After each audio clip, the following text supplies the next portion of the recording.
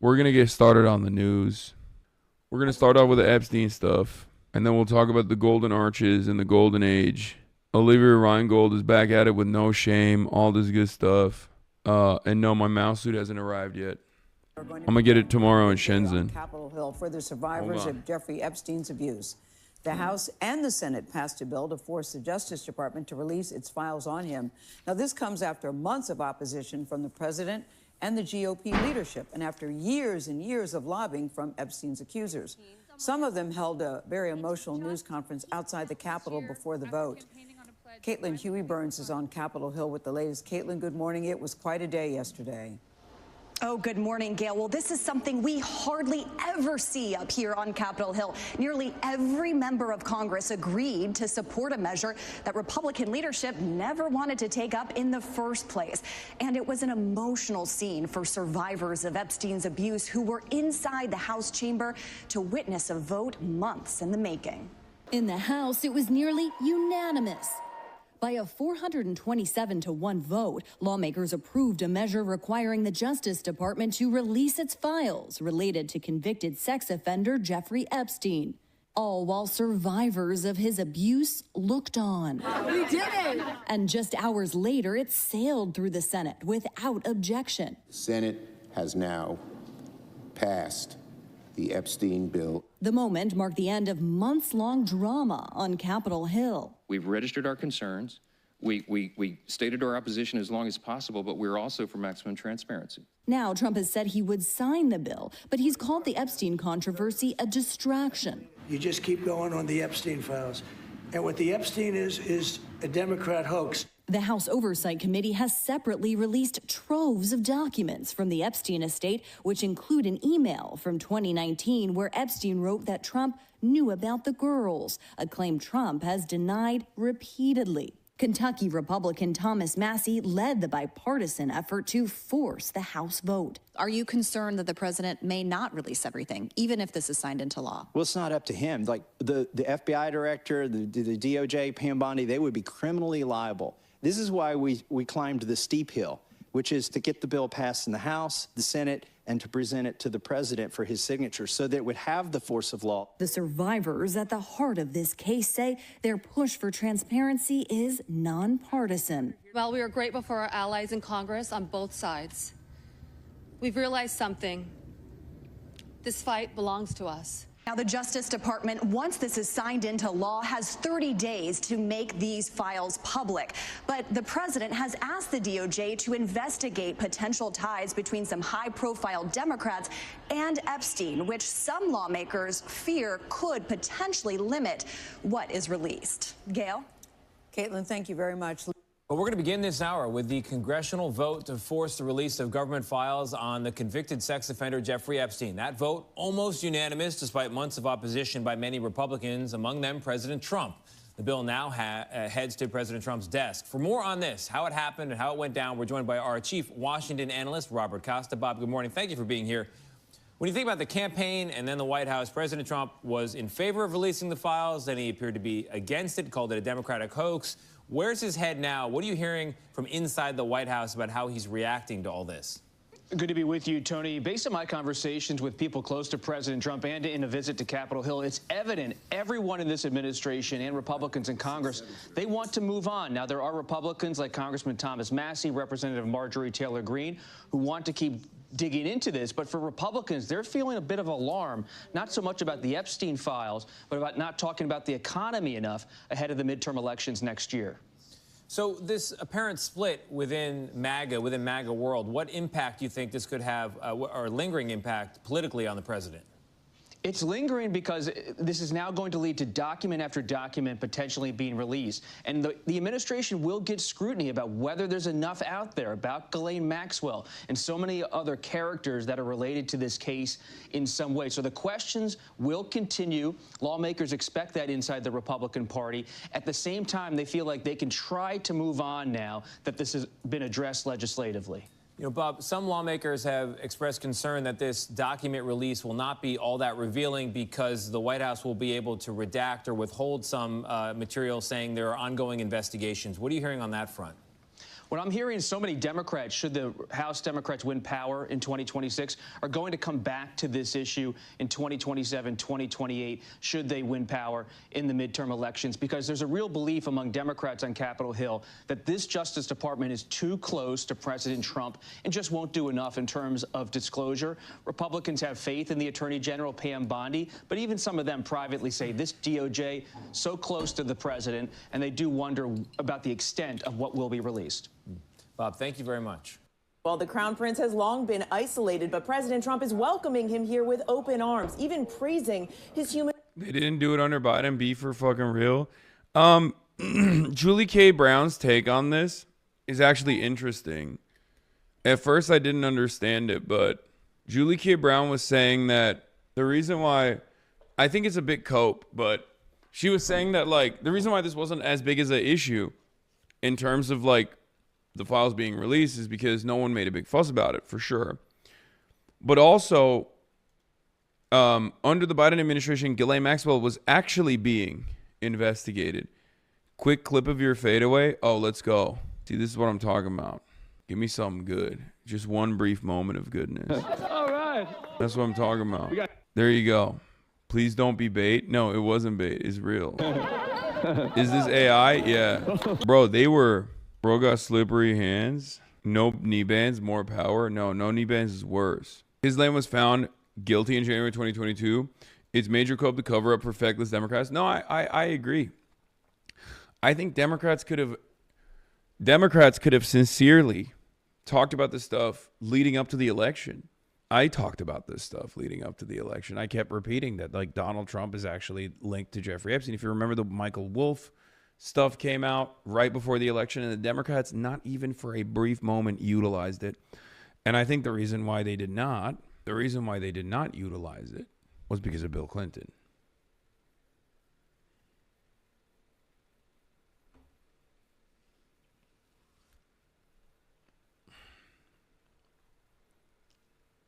They were too busy having Bill Clinton endorse the party to go to Dearborn, Michigan, and talk about how, the historic Palestinian areas are actually technically Judea and Samaria. Okay? I think it's also partially because the Democrats are also directly connected to Israel. It's obvious that with the exception of a couple naysayers, a couple spoilers, a couple loudmouths, specifically on the Republican side, where there's even more impact, like Marjorie Taylor Greene, and I hate to give them credit for this because their ambitions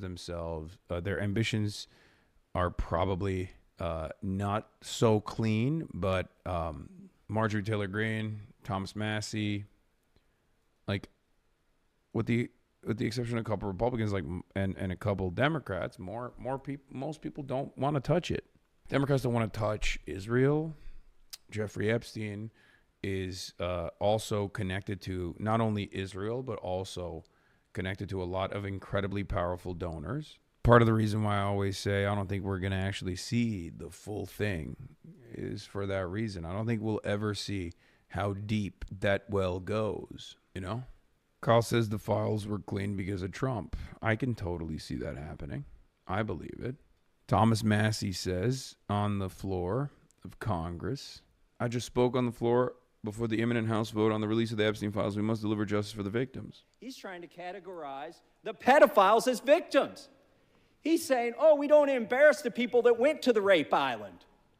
We should protect those names against unreliable accusations. Is he calling all of these victims unreliable?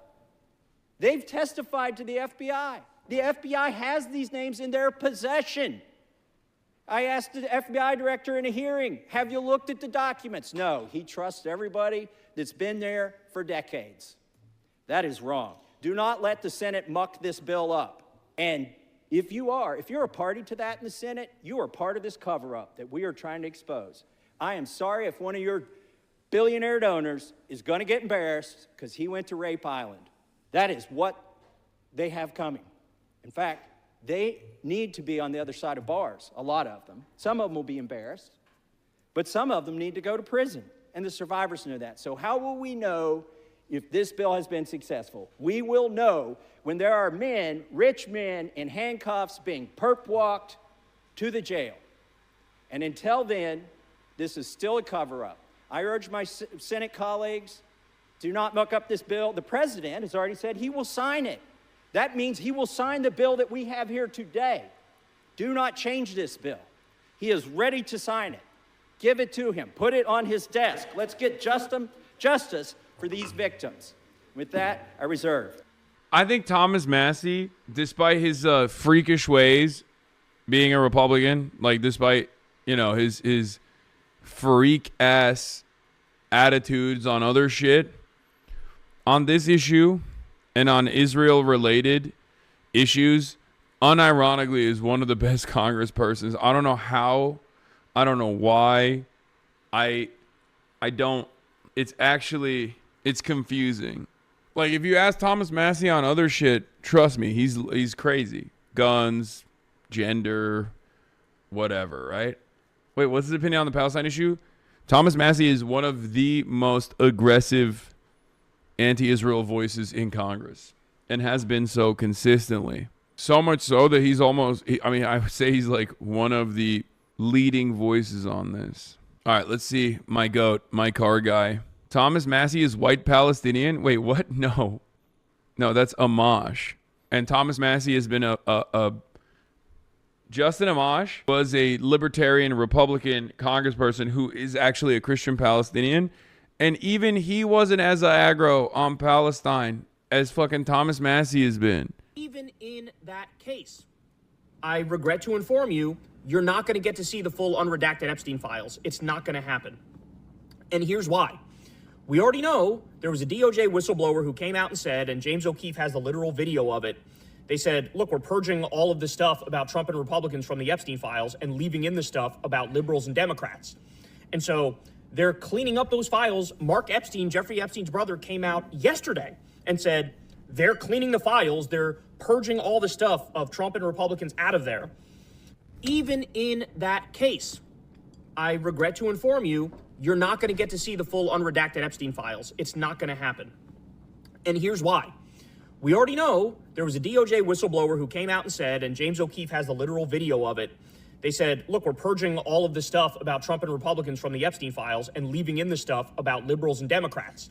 And so they're cleaning up those files. Mark Epstein, Jeffrey Epstein's brother, came out yesterday and said they're cleaning the files. They're purging all the stuff of Trump and Republicans out of there. Okay, but why are we trusting James O'Keefe? Yeah, I don't know if James O'Keefe is a reliable narrator here, but I think it's just mostly, oh my God, so who said Naruto? Stop. Don't do that. That's crazy. Oh my God. He will be Hokage one day. Believe it. Oh my fucking God. Oh my God. Oh no. Umaki looking ass. Oh, Jesus Christ. I can't unsee it now. He's about to nanda here, okay? Itadakimasu. He's literally doing it.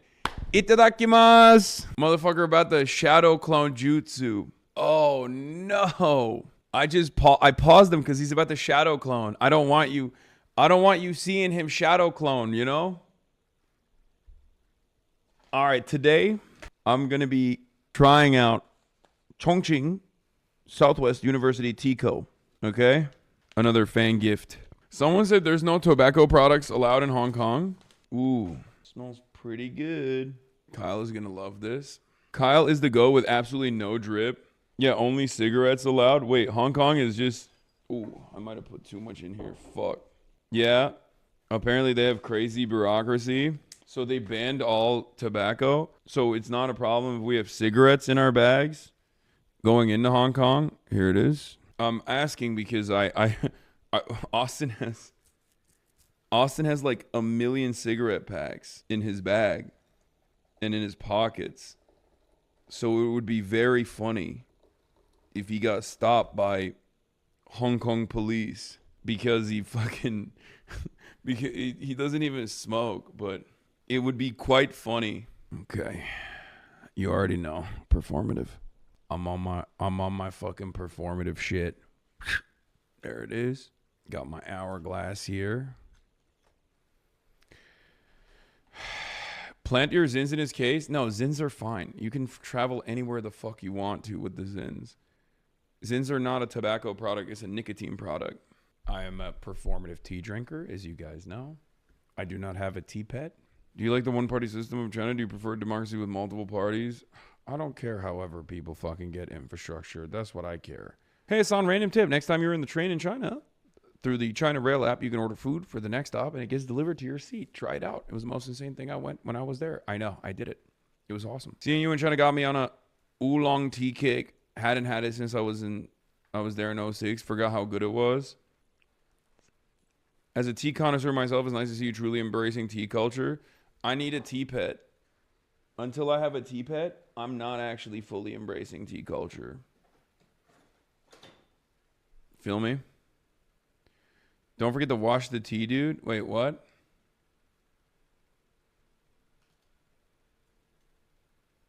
You cannot bring Zin into Hong Kong. Only 19 cigarettes can be imported into Hong Kong. Zins cannot be brought into Hong Kong since they're nicotine products. It's crazy.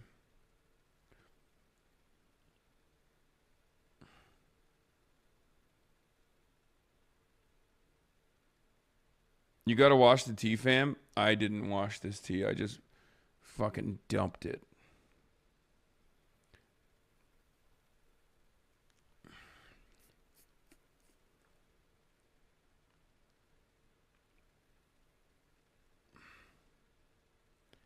Make up your mind. Is it nicotine products or tobacco products? I don't know what the fuck these guys are saying, but I think it's probably fine. Okay. With high quality, you don't need to wash. Well, this seems to be high quality, so I did not wash it. Yeah, only cigarettes allowed. Wait, Hong Kong is just... Ooh, I might have put too much in here. Fuck. Yeah, apparently they have crazy bureaucracy. So they banned all tobacco. So it's not a problem if we have cigarettes in our bags going into Hong Kong. Here it is. I'm asking because Austin has like 1 million cigarette packs in his bag and in his pockets. So it would be very funny if he got stopped by Hong Kong police because he fucking because he doesn't even smoke, but it would be quite funny. Okay. You already know. Performative. I'm on my fucking performative shit. There it is. Got my hourglass here. Plant your Zins in his case? No, Zins are fine. You can travel anywhere the fuck you want to with the Zins. Zins are not a tobacco product. It's a nicotine product. I am a performative tea drinker, as you guys know. I do not have a tea pet. Do you like the one-party system of China? Do you prefer democracy with multiple parties? I don't care however people fucking get infrastructure. That's what I care. Hey, it's on random tip. Next time you're in the train in China, through the China Rail app, you can order food for the next stop, and it gets delivered to your seat. Try it out. It was the most insane thing when I was there. I know. I did it. It was awesome. Seeing you in China got me on a oolong tea kick. Hadn't had it since I was there in 06. Forgot how good it was. As a tea connoisseur myself, it's nice to see you truly embracing tea culture. I need a tea pet. Until I have a tea pet, I'm not actually fully embracing tea culture. Feel me? Don't forget to wash the tea, dude. Wait, what? You cannot bring Zin into Hong Kong. Only 19 cigarettes can be imported into Hong Kong. Zins cannot be brought into Hong Kong since they're nicotine products. It's crazy. You gotta wash the tea, fam. I didn't wash this tea. I just fucking dumped it. Make up your mind. Is it nicotine products or tobacco products? I don't know what the fuck these guys are saying, but I think it's probably fine. Okay. With high quality, you don't need to wash. Well, this seems to be high quality, so I did not wash it. Anyway, where was I? We're talking about Epstein. Here's Pam Bondi. Now, remember, with the Epstein files, like, and releasing the Epstein files, like, it doesn't need to go through this process. Donald Trump could personally demand the release of the Epstein files, and the DOJ would release them, right? So the very fact that there's even this back and forth, there's this whole, like, getting the government to force Trump's hand to release the Epstein files, like, all of this stuff is kind of bullshit. What are you loading up to take home? so many like Chinese trinkets, different copies of the Red Book, both in Mandarin and also in English, cool artifacts, clothing. We've bought a lot of, we went and we shopped a lot of Chinese stores.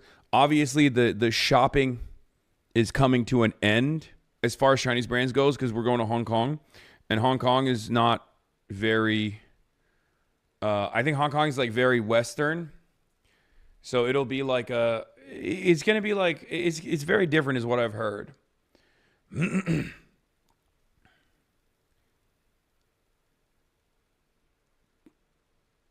So colonial British looting of artifacts, yes. Hong Kong is like neoliberalism personified, from what I understand. They say it's basically the UK. Bruh, Kong. Hong Kong is also incredibly expensive. Also, you guys are talking about importing shit. If I flew into Hong Kong with the amount of zins I had, maybe they would have considered that importing. But at this point, I have like a couple fucking pouches left. So I don't think they're going to stop me at the fucking Hong Kong customs to be like, you're importing illegal. Like the alternative nicotine products are like, they're not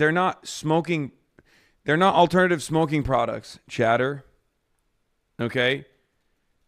Like, they're talking about vapes, dummy, and they're talking about vapes in like large quantities. Zyn is a nicotine product. It's not a tobacco product, and it's also not even also, one of the things that I found out is that for example, they have rules around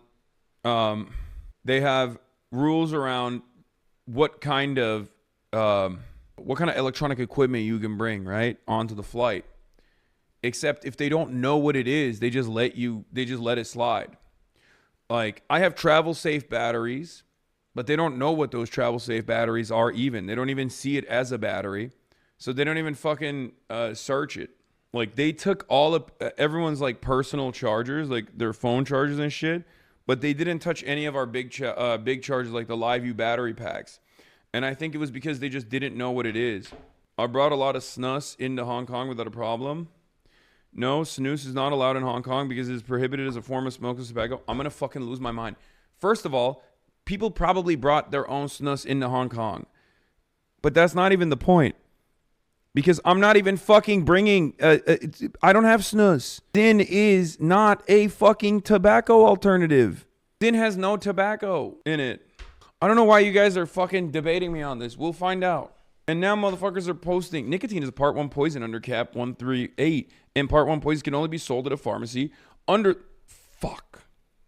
I just sprayed myself with this fucking granulated sugar. God damn it. This compound sugar. Fuck. Look at this. This thing exploded on me. Look. Oh, I just accidentally smacked myself in the balls. Oh, fuck.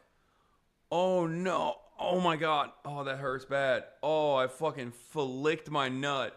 I just gave myself the worst nut tap, dude. Fuck me. Right nut. You're dramatic as fuck. I was literally smacking the clothes to get the granulated, or not the granulated, the compound sugar off. Okay. Oh, fuck. Why is this thing... Bro, the guy I get my news from just nut tapped himself. I'm so cooked. Yes, you are cooked. It's true. You are cooked. You get your news from this guy. You get your news from a guy who just nut tapped himself. That's how stupid I am. So what does that say about your level of intelligence? God damn. Fuck. Okay. Why do you talk like that? Talk like what? Anyway, let's get to the Pam Bondi situation. Like I was saying, if these guys had any real ambition of releasing the Epstein files without any friction whatsoever, they could have done so at any given moment. Trump alluded to it before, but then acted as though that was not going to be the case. Yeah, he could just do it. He could literally just do it at any point. And the fact that he's not doing that, and he had to be convinced or he had to be pushed into doing that, means that there is definitely going to be some fuckery involved, and I don't trust the Department of Justice. Your Zyn addiction is ripping this family apart. Everyone is scared of what will happen when something comes between you and the Zyns. True. Don't come for me. I haven't talked about Chiose challenging Hasanabi head Chi challenging Hakeem Jeffries as a primary challenge, and Zoran and AOC's takes on it so far, but I will, obviously. I'm super familiar with the situation there. General, do you mean that you will provide all the files by 30 days?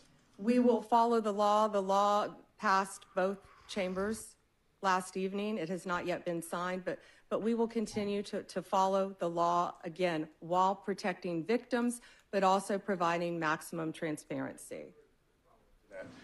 Madam Attorney General, the DOJ statement earlier this year saying that the files would not release mentioned the fact that the review of the documents and the evidence did not suggest that any additional investigation of third parties was warranted. What changed since then that you launched this investigation? Information that has come for information.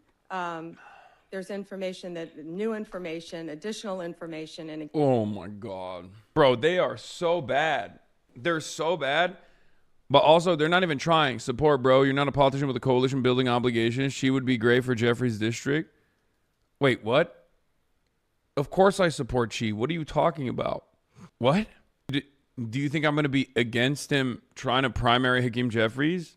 What the fuck? I didn't even say nothing. Why did you just assume that? Anyway, yeah, when they say new information came out, what they actually mean, and I'll translate it for you, is Donald Trump has given the A-OK.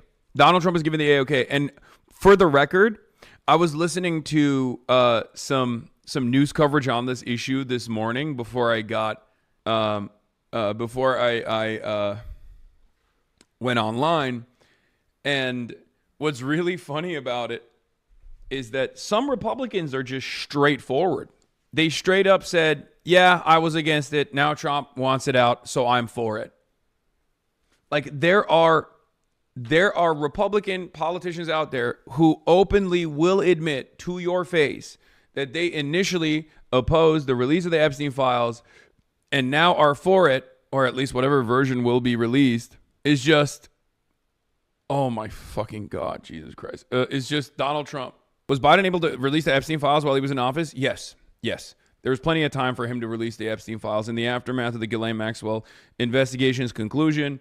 After the court proceedings, he could have just like fucking dumped all of it. They didn't do it. They didn't even use it as an attack line against Donald Trump, in spite of the new information that had come out from Michael Wolff's reporting, literally right up to the election. Michael Wolff did some coverage on this stuff and reported that Jeffrey Epstein was actually super connected to Donald Trump far after we had previously thought their connection had ended, where Donald Trump had claimed that he had severed ties with Jeffrey Epstein. And the thing is, they didn't do it. They didn't even use it as a talking point. They actually never brought up Jeffrey Epstein. If you recall my conversations at the time, my analysis at the time, I kept saying, why the fuck aren't the Democrats using this as an attack line? But of course, I knew why they weren't using it as an attack line. If you remember my analysis back then, I told you it was because there are far too many Democratic big ticket party donors and also many prominent Democratic politicians like Bill Clinton that are directly involved with Jeffrey Epstein in the same exact meaningful ways that Donald Trump is involved with Jeffrey Epstein, perhaps even worse than Donald Trump's involvement with Jeffrey Epstein. And also, Jeffrey Epstein is an asset for the state of Israel, and Democrats are also uniparty on defending Israel. So these are the reasons why they never used it. So yes, it is copium to a certain degree to say that the Biden administration had no way of releasing the files.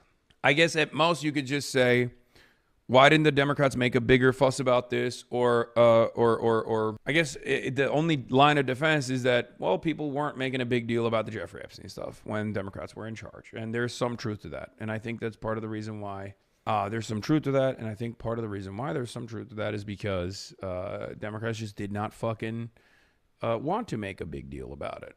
They do now because Donald Trump is president. They do now because Marjorie Taylor Greene, Thomas Massie, and some other Republicans are also making a big fuss about not just Israel necessarily, but Jeffrey Epstein as well. So, yeah, I think it was Byron. Byron Donalds is straight up. Here, look.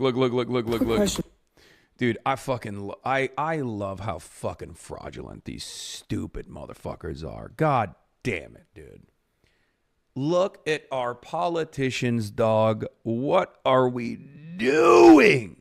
Prem Tucker, friend of the show of Zateo News, went up to congressional Republicans to press them on calling the effort to release the Epstein files a hoax, and then today, with Trump's permission, voting to release them. Yeah, what do you make of the vote to release the Epstein files today? We got it done. Now wait till you see all the dishonest media and everybody out there when Trump's not in it. What are they going to do? I cannot begin to explain to you how open these guys are about their lack of interest in what happens to you. Okay? Like, they do not have a sincere bone in their fucking bodies, man. They are like, oh, they're so fucking insincere. They're such fucking grifters. Even something like this and the hand ringing that has taken place to get this information out there. Like, I'm telling you, man, these are lizard people. If you are wondering why it takes a year to fix a fucking pothole in your city, it's because the American government is broken.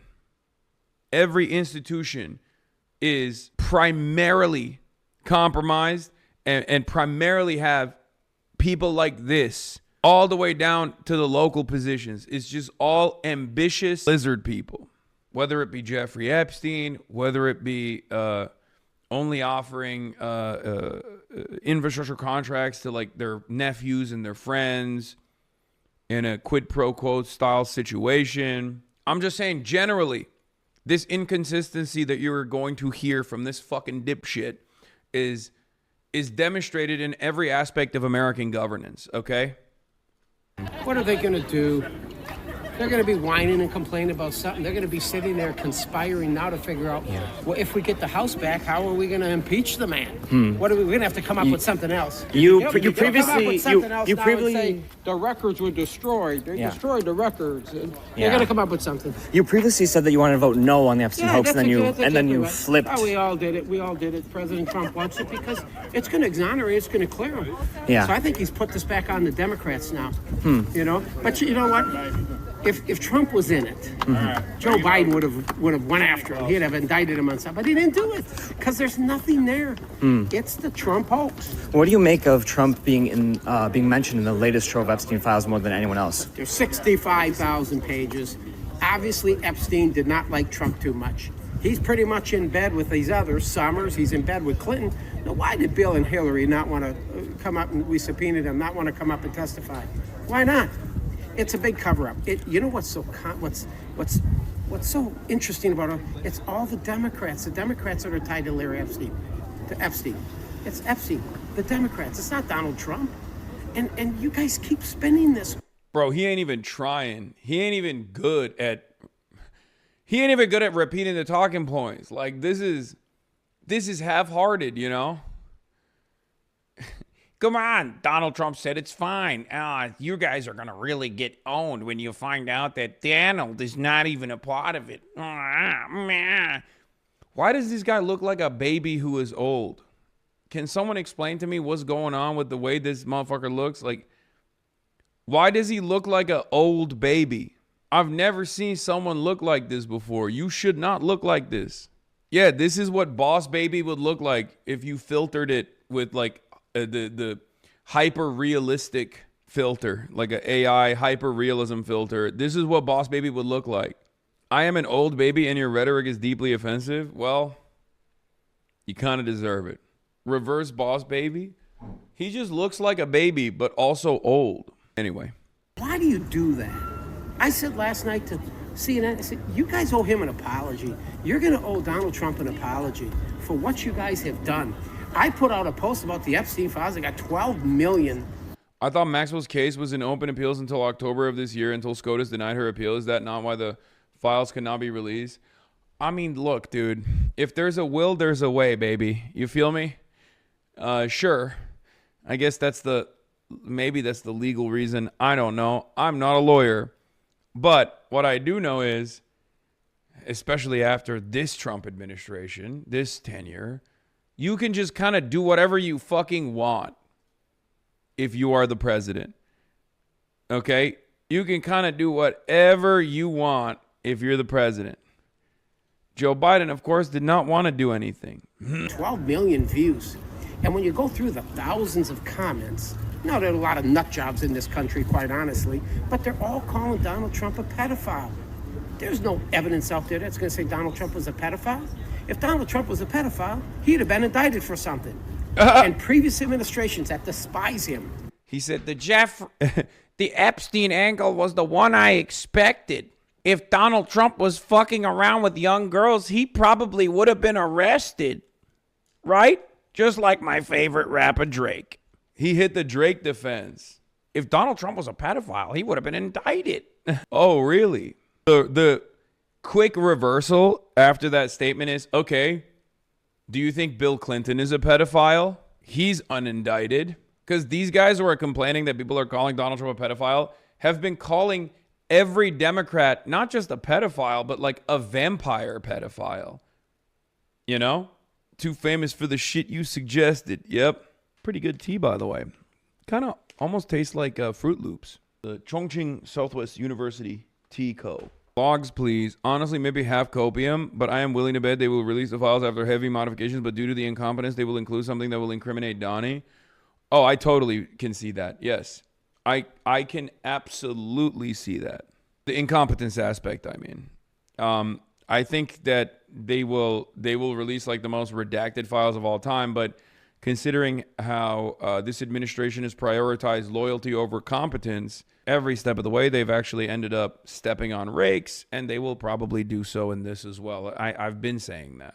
Like Joe Biden, all of them, they didn't do anything. They have nothing. Matter of fact, if Kamala Harris would be president today, Kamala Harris. We wouldn't be talking about that, Epstein. We won't be talking about Epstein. What do you make of Donald Trump's birthday note to Jeffrey Epstein? Donald that was Trump very friendly is the and seemed to greatest thing suggest. since sliced bread, and These are the guys who also sincerely say that there's too much leadership praise in places like North Korea or even China, right? And it's like, brother, you're a whole ass adult. You know how corrupt the administration is. You're a part of the corruption.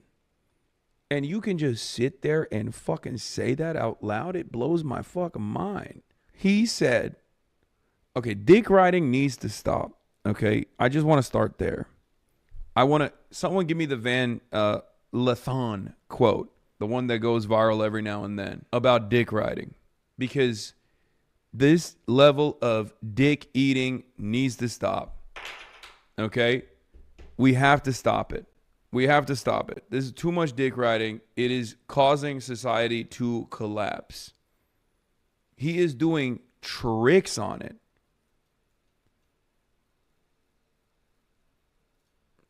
I mean, Donald Trump is the greatest.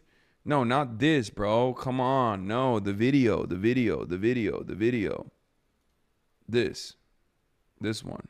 There are going to be two guys sitting on a rock, and they're going to be looking out at the cityscape of Los Angeles or Miami. It's going to be all ruins. And they're going to say, damn, we used to have an amazing civilization. I read about it in some of these books that's left over. For real? Like, yeah, man. Things were great. We had all kinds of stuff. We had people bring you food to your house whenever you wanted. We had, like, go to a place and tip somebody, they dance for you. You have a great time. And so, what happened to it? What? You're literally the most embarrassing person I think I've ever seen. Gay. Brother? No. Don't ban him. Don't ban him.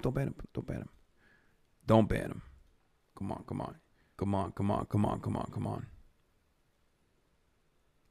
Brother. Maybe under different circumstances, maybe if you were in here, perhaps 10 minutes ago, when I actually sack-tapped my own damn self as I was trying to pat off the granulated sugar off of my clothes and accidentally destroyed my chances of building a future generation. Maybe if you had come in then at that moment and said that, the rest of the chat would agree with you. They would laugh in unison. But the very fact that you came in to be like, you're the most embarrassing person I think I've ever seen and gay during this sequence. I mean, that's the most inopportune time to say this, brother. Look at the screen. You got motherfuckers in the... You're so easy to rage bait. I'm not even raging. I'm making a joke, chatter. I'm just saying timing is bad. Your timing is off. Unless you are a rewind chatter. The word rage bait is a new troll overused word. Yeah, I know, but that's barely eating the bait. I mean, look at your screen. Look at the people that you're defending. You know what I mean? What the fuck? Access denied. What do you mean access denied? Yeah, Banning admits defeat. You're so easy to rage bait. I just watch Pegasus, but I know you will never watch his videos. I mean, I know you do. Wait, what?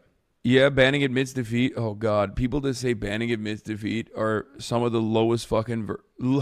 lowest version of human on the planet. First of all, one of my mods clapped you because you're...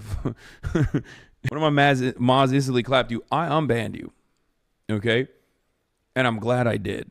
Because you just came into a political commentary stream to be like, hey, you're too afraid of watching my favorite slop tuber who has made 700 videos of you. Because whenever rent is due, he wants to get like 800K views. You got clapped because you're a bot.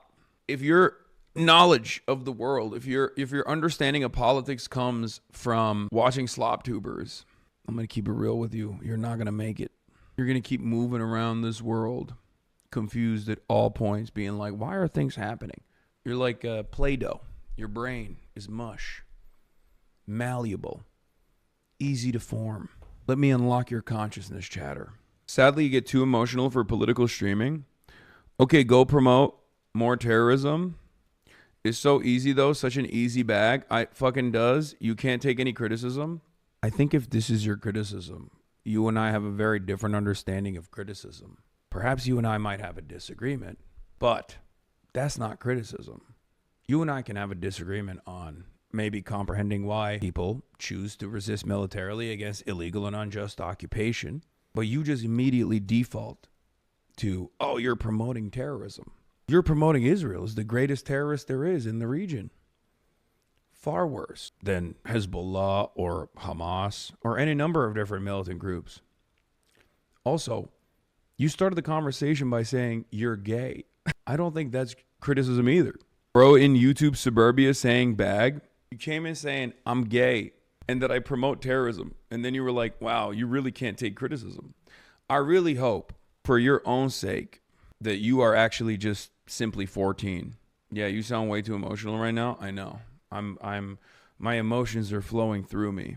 I really hope you're like 14, 15, you know what I mean? And your brain hasn't formed completely yet. Because if you're over the age of 25 and you're talking like that, and if that's how you're constructing your worldview, tough. Things are not easy for you, and they're not going to get any easier. Anyway, dick riding. Somebody, they dance for you. You have a great time.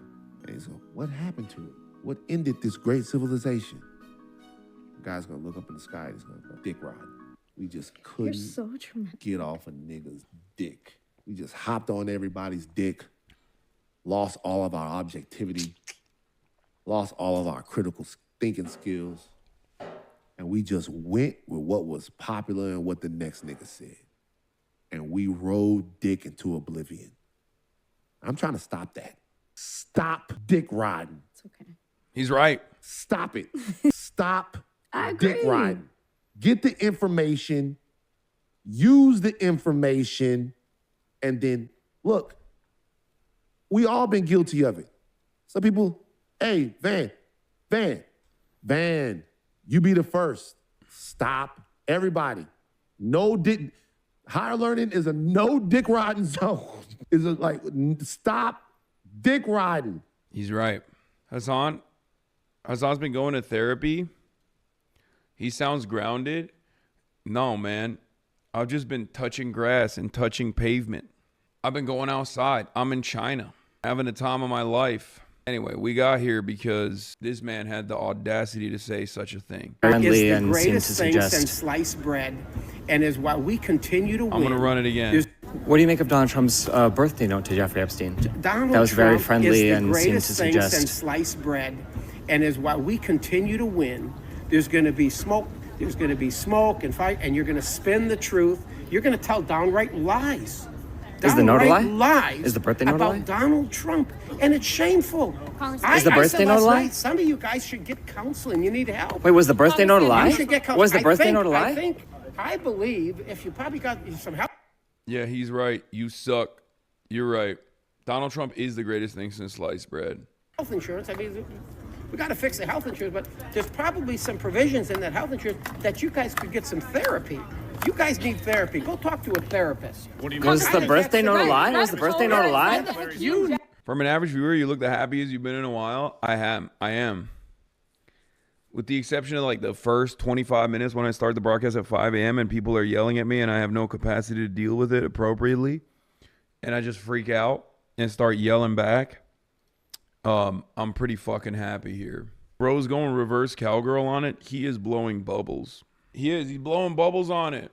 It's unacceptable. You can't be doing all of that outside. This shirt is so fire. Check the netizens in the comments. What netizens?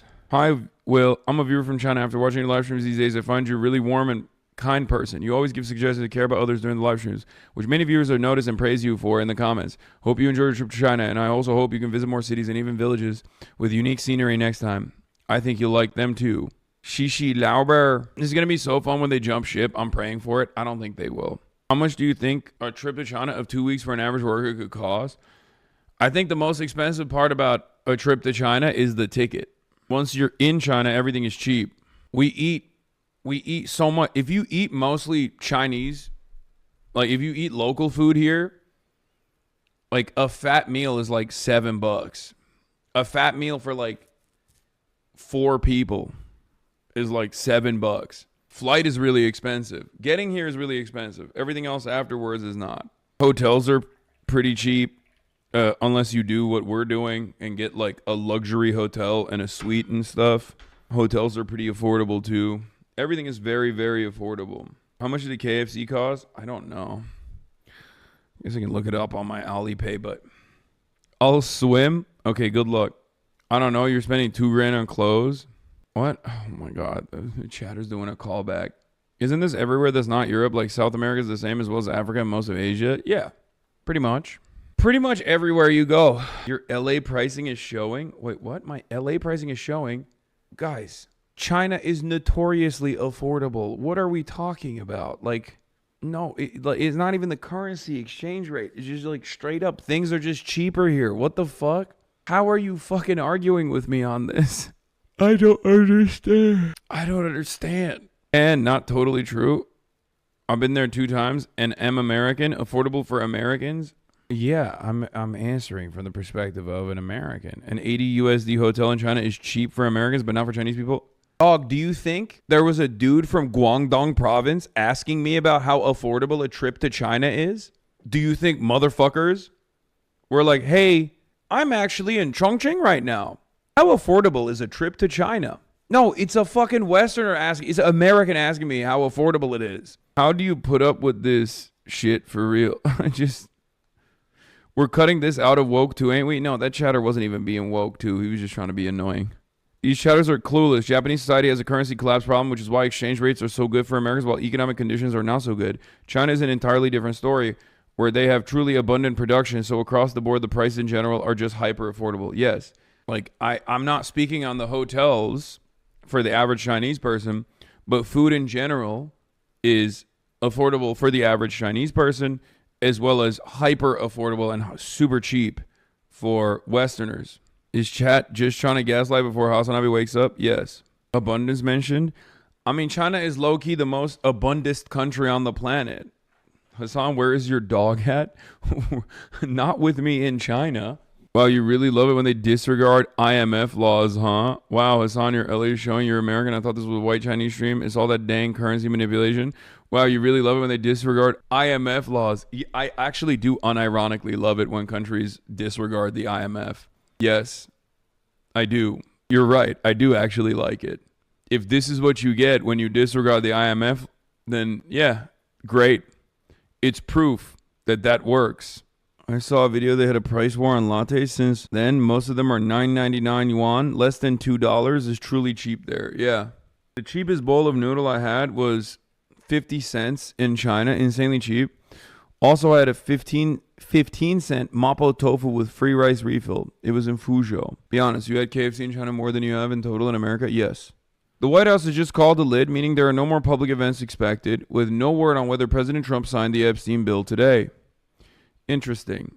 Anyway, let's see what my queen, Jessica Escape from Tarkov, had to say about the Epstein stuff on the Fox 5. But this idea that the Epstein files is going to be reframed as a Democratic hoax is never going to work. The American public is not cool with it. What does he have? Trump has a minus 39 approval on handling the Epstein files, and only 45% of Republicans even approve at this point. The narrative about Hakeem Jeffries, everyone at this table knows how fundraising emails work. So that email was from someone named Lisa Rossi, who's from a random fundraising group called Dynamic SRG, asking if Epstein wants to go to a generic DCCC dinner that Obama and Jeffries were going to be at. There was never any meeting. There was never any donation. And he appears one time in the Epstein files. By the Miami Herald's count, Trump is mentioned over 1,000 times in the latest tranche that just got out. And people are not going to forget that in 2002, for instance, Trump said, "I've known Jeff for 15 years. Terrific guy. He's a lot of fun to be with." It's even said he likes beautiful women as much as I do, and many of them are on the younger side. I have never alleged, and I am not alleging now, that Donald Trump has done anything untoward with an underage woman. But if you want to be throwing around single emails from a random fundraising group to try to make Brooklyn Barack look bad and not acknowledge how many times Donald Trump is mentioned in these files, you're just going to look dumb. And I would encourage everyone to not look dumb. But it's other people mentioning him. It's not his fault when people want to get him. I just read a quote. So that Is other people mentioning him? Yeah, how about is Donald Trump mentioning Jeffrey Epstein? Like, it's not just other people mentioning him, it's Jeffrey Epstein mentioning him. You have to say it's other people mentioning him because you can't say it's actually Jeffrey Epstein directly mentioning him while talking about their personal relationship. And not only that, but it's also Donald Trump mentioning Jeffrey Epstein. It is kind of crazy that they're even trying to tackle the Epstein stuff by bringing up Democrats in this way. And if you're going to bring up Democrats, you know, Hakeem Jeffries is probably one of the worst ones to bring up because he's too new on the scene to have been around and embedded with the Epstein stuff. He's a relatively green politician on the national stage. Yeah, talk about Larry Summers, a prominent Democrat, or Bill Clinton. You know, simply coming in with Hakeem Jeffries is probably the worst thing you can do when your guy is insanely compromised. But other people are mentioning to stop him. They're like with the other person. They were all trying to stop Trump. Why did he want the files to not come out this badly? Why? Just tell me why. Why do you always fall for this stuff is the bigger question. Happening again. This is Russia, Ukraine, everything. I don't think this is the... Have you covered the New York Post tweet about Epstein? They upgraded his egg into a lemon. Yeah. Oh, here is the two things about China. Ben Norton. The median income in major Chinese cities is higher than top cities in Latin America and even much of Central and Eastern Europe. But Chinese cities have some of the world's most affordable utilities because they are state-owned and provided as public goods, not for profit. Did you guys skip the Great Wall? Yes. China intentionally popped its housing bubble to make homes affordable for the average people to live in, not speculative assets. China restricted lending to real estate and increased loans for high-tech industry. The U.S. did the opposite after 2008. It reflated its housing bubble. Of course, there are certain parts of China that haven't been so fortunate.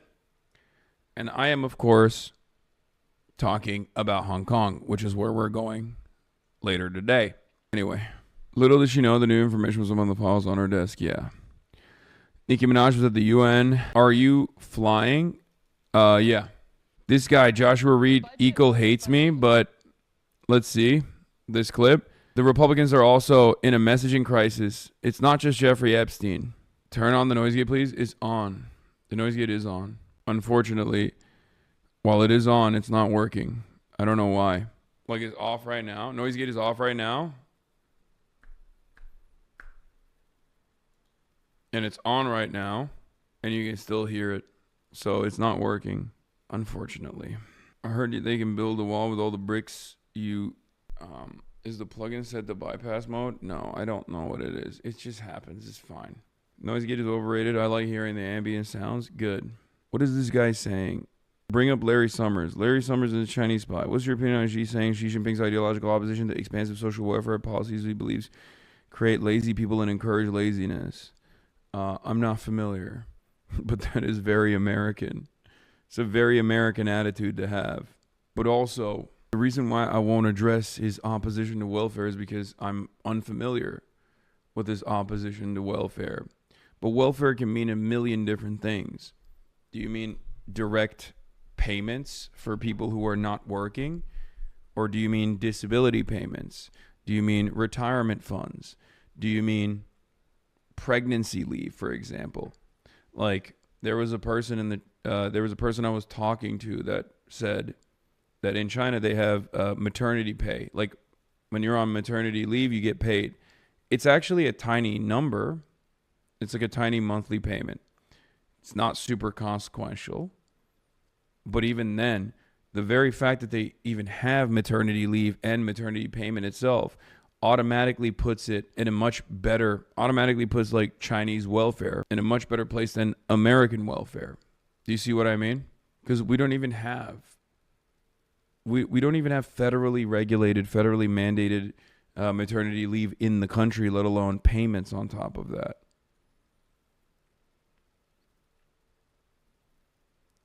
You know? The elderly do not have free health care. That I also don't know enough about. But from what I understand, the healthcare aspect is one of the only instances that I think there's like, or not one of the only instances, but there's definitely a room for more development and more improvement in general. A lot of people don't know this, but the Chinese healthcare, I don't think they don't have free healthcare. It's unimaginably affordable. It's like $1 or whatever. It's super, super cheap. And just not just for like foreigners. It's super cheap for Chinese people too. Having said that, there's definitely room for growth there. And when I say affordable, I don't mean like there is virtually no barrier of entry for healthcare affordability in the United States of America. The affordability barrier is a way to avoid rationing healthcare, or rather, it's a way to ration healthcare by who can pay for it. If affordability is not a barrier of entry to healthcare in China, is not used as a barrier of entry into getting the necessary healthcare coverage you need. Are you homesick as fuck? I miss my friends. I miss Kaya. I miss my family. I do miss my home a little bit, but I am actually more sad. I'm sad that we're leaving China soon. You get free medical in your province, registered to the hukou, but then outside of that, it's private and not free. Yeah. If they need surgery, it's not affordable. China hates welfare. Address this, please. Chatter, I already told you, I'm not familiar with what you are referencing as far as welfare. And as far as those attitudes goes, I will look into it and I will address it. Okay? I suspect that you have a much more negative opinion than you're letting on. And you're trying to lean into that right now. Every day we are live on the broadcast. People come in and try to do a name 10 things you hate about China right now. Okay? Overactive thyroid taking all of their thinking calories. Why are chatters trying to get you in a gotcha moment? There are a million different reasons for it. But I think one of the major reasons for it is that I think a lot of Americans are suffering. Or not even just like, I know a lot of Americans and a lot of Westerners are suffering in general. And when they see a country doing well, a country that they've been told is like an evil country, a foreign adversary, when the reality doesn't match their expectations or what they've previously been taught, they have a unique moment of crisis. And in that unique moment of crisis, you can do two things. You either go back to the drawing board and you say, hey, perhaps I was wrong about my previous suspicions. What I was led to believe was maybe not the entire story. Maybe I should engage in more nuanced thinking. Or you just shut that part of your brain off and say, no, I mustn't think critically here. I must instead find reasons as to why the situation is actually bad. Hold on, out of focus. Okay, that's better. And I think a lot of Americans do. I think a lot of Americans do the no critical thinking route, no nuanced thinking route, or a lot of Westerners do. Obviously, many in this community have been like, maybe it's not as bad. The cities look clean. How do they compare to New York or Chicago? Oh, I mean, they're super clean. How are the soup dumplings? Incredible. I think the Don Don noodles are the best. Why are you avoiding my question, dog? Read this message, please. Thoughts on Salvador Allende and Chile's history. Really curious to know your take. I mean, that's crazy. I can't do that right now. But, yeah, fuck Pinochet. Compared to Vietnam, what pops out? Who's doing the Communism Project better? I mean, I haven't seen Vietnam personally, so I can't make that comparison yet. Also, the Bureau of Labor Statistics now says it won't release a full U.S. jobs report for the month of October as of 5 hours ago. Instead, the agency said the October payroll data will be released along with a full report for November. An unemployment rate for October will not be included in those figures because the data could not be collected, the BLS said, citing the shutdown. Wow. Very cool. Very normal. Definitely a good sign. Seems good to me. Please read my message. I'm trapped in a well, and your Twitch chat is the only communication I have with the outside well. Please send help. The water is up to my waist now. Good luck, chatter. Yeah. No, it's because the payroll data is too good. Hey, guys, how about we don't think negatively? How about we think positively about this? What if, hear me out, what if the payroll data is too good and we don't want other countries to get jealous, right? What if we're winning too hard and Trump actually doesn't want to release the information about how hard we are winning so that, the Democrats don't look too bad, right? Like, because they are, what if the Republican Party is actually just as considerate of the way that the Democrats look as the Democrats are of the way Republicans look? What if that's the reason? You guys always want to think negatively, but I urge you, for once, to think positively. Yeah, the United States is too hot. It's so hot that other people get jealous, and then they want to attack us. And I think our glorious, dear leader, Donald Trump, expertly has decided to control the narrative and to ensure that other countries do not have negative opinions about us because of their jealousy, because we are so hot from the standpoint of hotness. Some might say the hottest, okay? That's what I think. Anyway, let's take a look at what Fox News is saying about affordability. Budget. You need a plan. Also, remember, adults don't need gifts, okay? Focus on the people in your life who are age 3 to 18. Grandma doesn't need slippers. If they don't live by you, don't get them a gift. Now's not the time to spend and break the bank sending packages across the country, Dana. Focus on the people in your life, ages 3 to 18. That's my... Wow. I mean, that's good. They are promoting being frugal as a value, as a virtue, and Americans need a lot of that, okay? Americans need a lot of that. I think it's good. It's good. It's not a bad thing, okay? Who needs Christmas gifts anyway? What are we doing? Christmas is a hyper-consumerist holiday, and I think it's good that they are promoting a significant scale back of gift giving. This is yet another thoughtful instance. Everything is fine. Everything is good. They're basically saying, share experiences with your loved ones. Your presence should be the greatest present. Now, I think this kind of fucking commentary, all jokes aside, this kind of statements coming from Fox News is a red alert, okay? This is orange level terrorism threat. Do you understand? Because, the only thing that Americans have is treats. And now these guys are basically saying like, hey, we might be in a recession. It's not looking too good. Maybe you should scale back on your fucking treat giving and your gift giving. That is the greatest red flag and perhaps one of the worst things that you can tell an American, because as I've said over and over again, the only thing that an American has is affordable treats. If you take that away, the entire social fabric unwinds. There is nothing holding us together at that point. I also personally love this because as a woke anti-Christmas warrior who has fought numerous fronts in numerous battles year over year in the war against Christmas, the Republicans have basically gifted us the ultimate victory. As you guys know, I love fighting in the war. I love waging war on Christmas. And here are the Republicans saying, let's just cancel Christmas. Very cool stuff. I like seeing this. Where can this go? What do you have? What do you fucking have? If the jalapeno poppers are too costly, what do you have? As an American, I mean it seriously.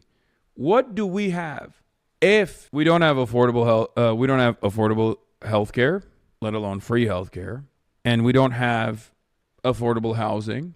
Wages are shitty, stagnant. People who lose their jobs can't even fathom getting a new one. What the fuck is there left?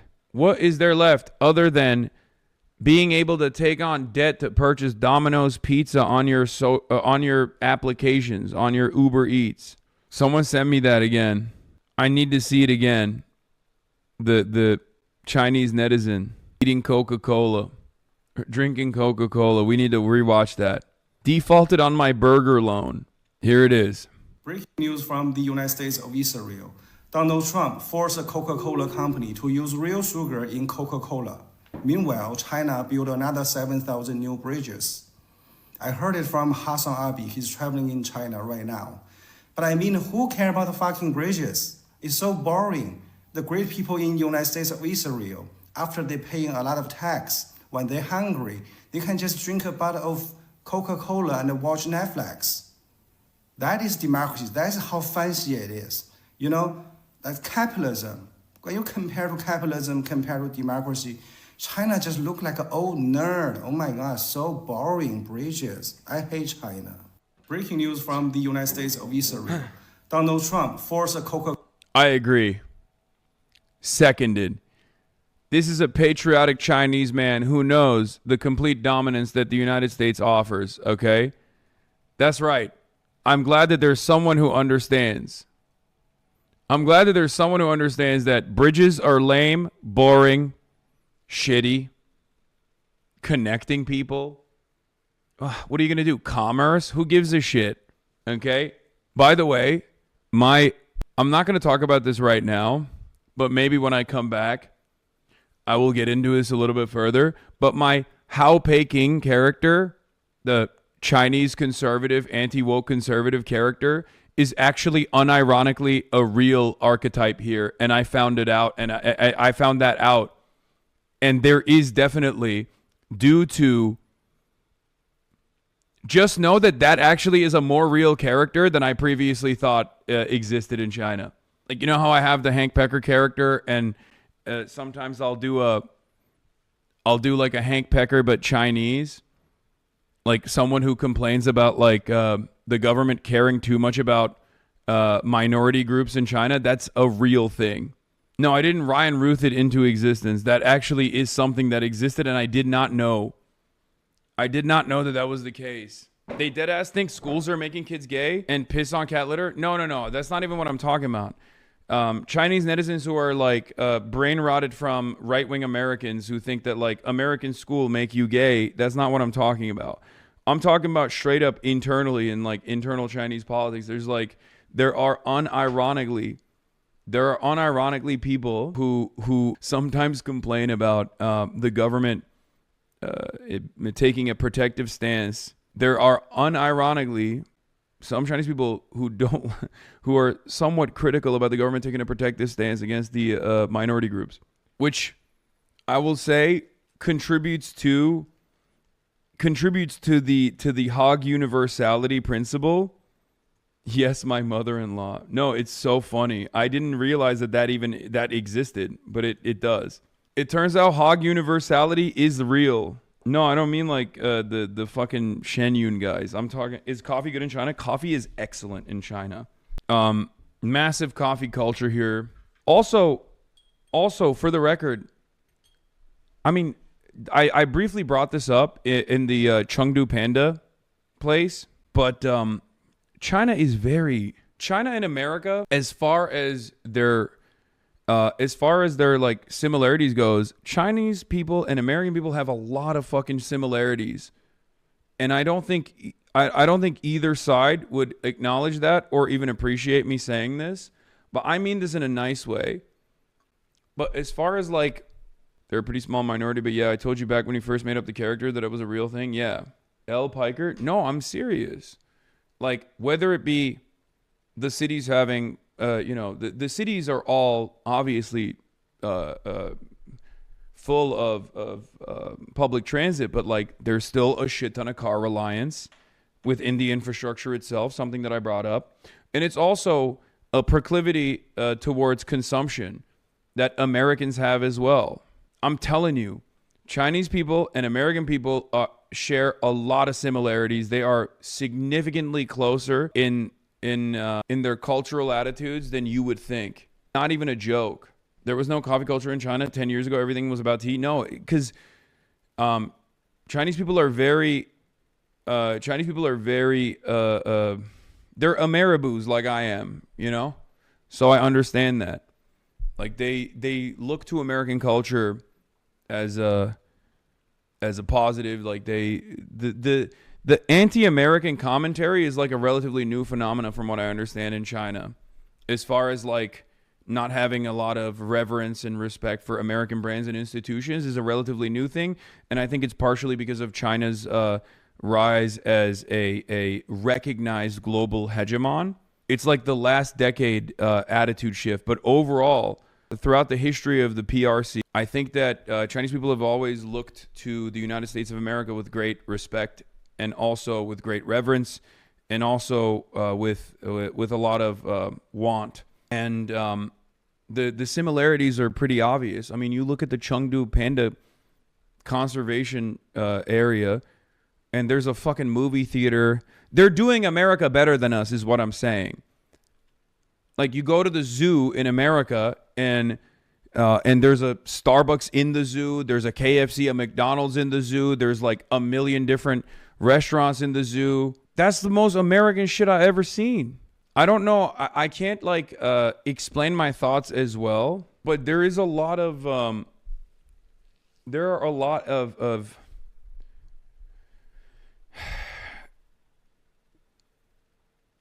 it's like you're going to a theme park. Yeah. Could you explain the Henry Kissinger thing from today? From yesterday? Yeah, of course. I've talked about it a lot. When Henry Kissinger passed, China was one of the only countries that openly came out and mourned Henry Kissinger. And it's probably the only country on the planet where that's appropriate, because Henry Kissinger and Nixon recognized the PRC, the People's Republic of China, as opposed to the previous formation was a recognition of the Kuomintang-backed Republic of China that was that had escaped to Formosa, now known as Taiwan, at the time, in the aftermath of the Civil War and also the Japanese the liberation from Japanese imperialism. That is where, like, basically, Kissinger opened China up, openly recognized China as the China that we know today. Why would Kissinger support communists? The fuck? Realpolitik, number one. Number two, anti-USSR play. Trying to take advantage of the Sino-Soviet split. Yeah, it was anti-USSR. Yeah, Kissinger is credited for allowing PRC to normalize relationships with the United States and the rest of the Western world. And it played a big role in how the People's Republic of China exists today. That's why I sometimes jokingly reference Nixon as a Maoist. That's part of the reason. That and the EPA is the reason, are some of the reasons why I say Richard Nixon was a secret Maoist. Did you ever explain that to Penny? What? That most people outside of China think Henry Kissinger is an evil demon, including Americans? No, I didn't. I think Penny is not very into politics at all. I'll be honest with you. She didn't even know the 5 values. And I think that's because people in Chengdu are just chill. They're chill like that.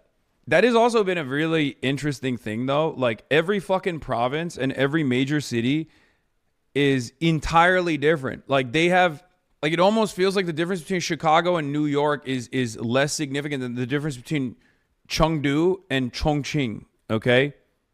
And that's crazy for me to consider because the distance is not that severe, but I guess it kind of makes sense because it's the same as like Birmingham and Liverpool, right?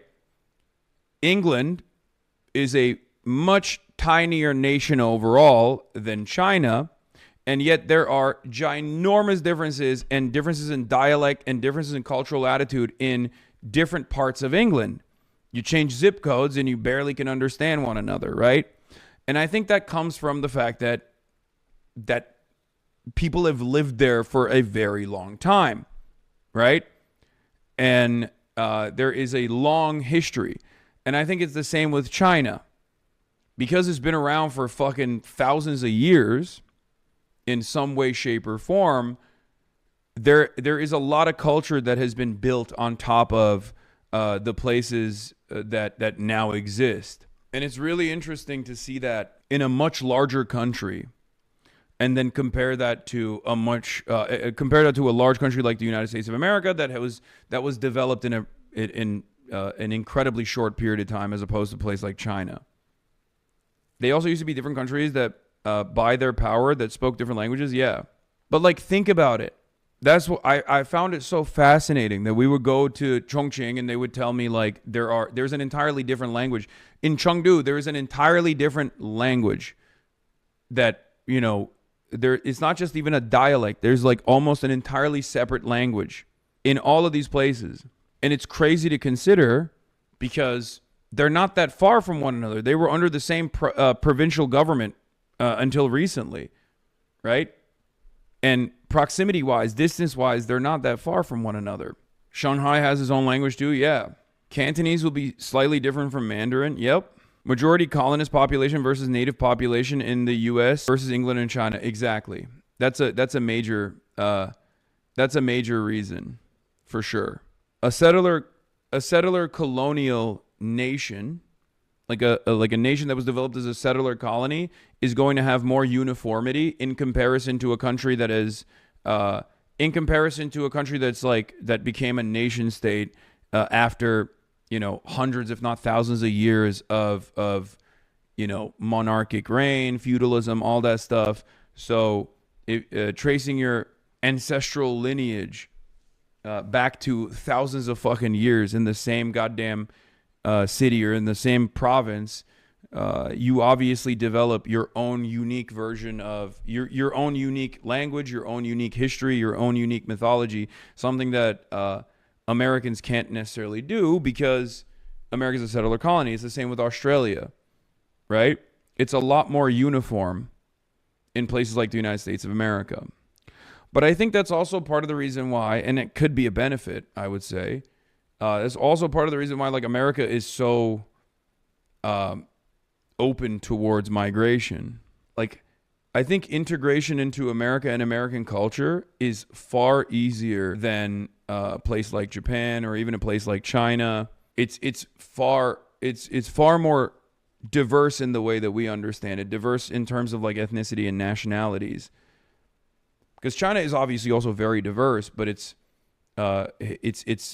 so vast and so large, and there's so much internal diversity There are 56 federally recognized ethnicities in China, each with its own entirely unique language, not including subgroups of the dominant Han people and the hundreds of smaller tribal minorities. Yeah.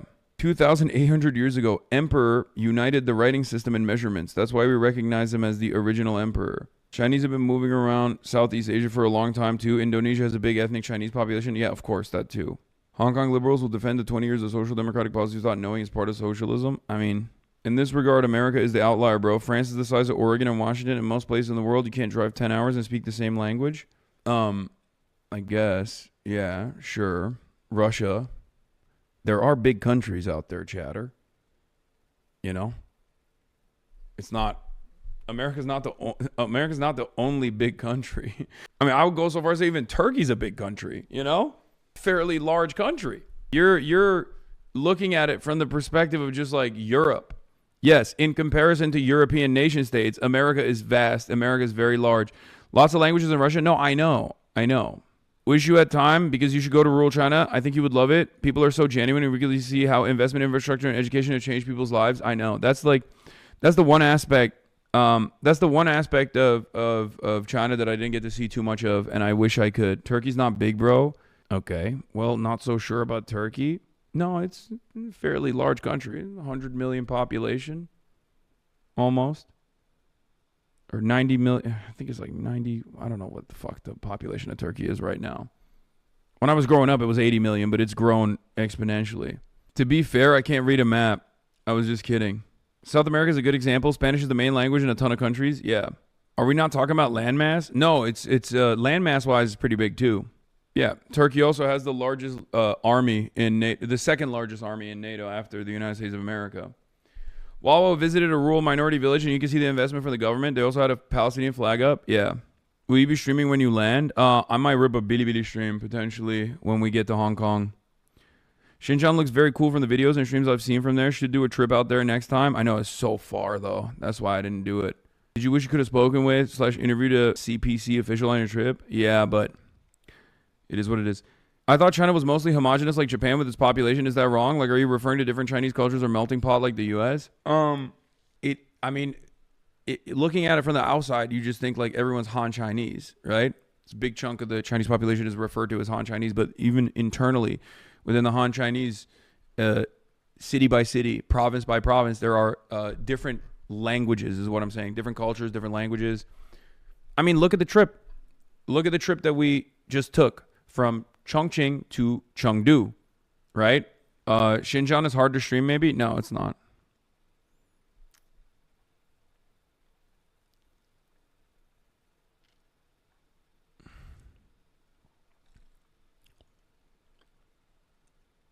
China is mostly homogenous, to be fair.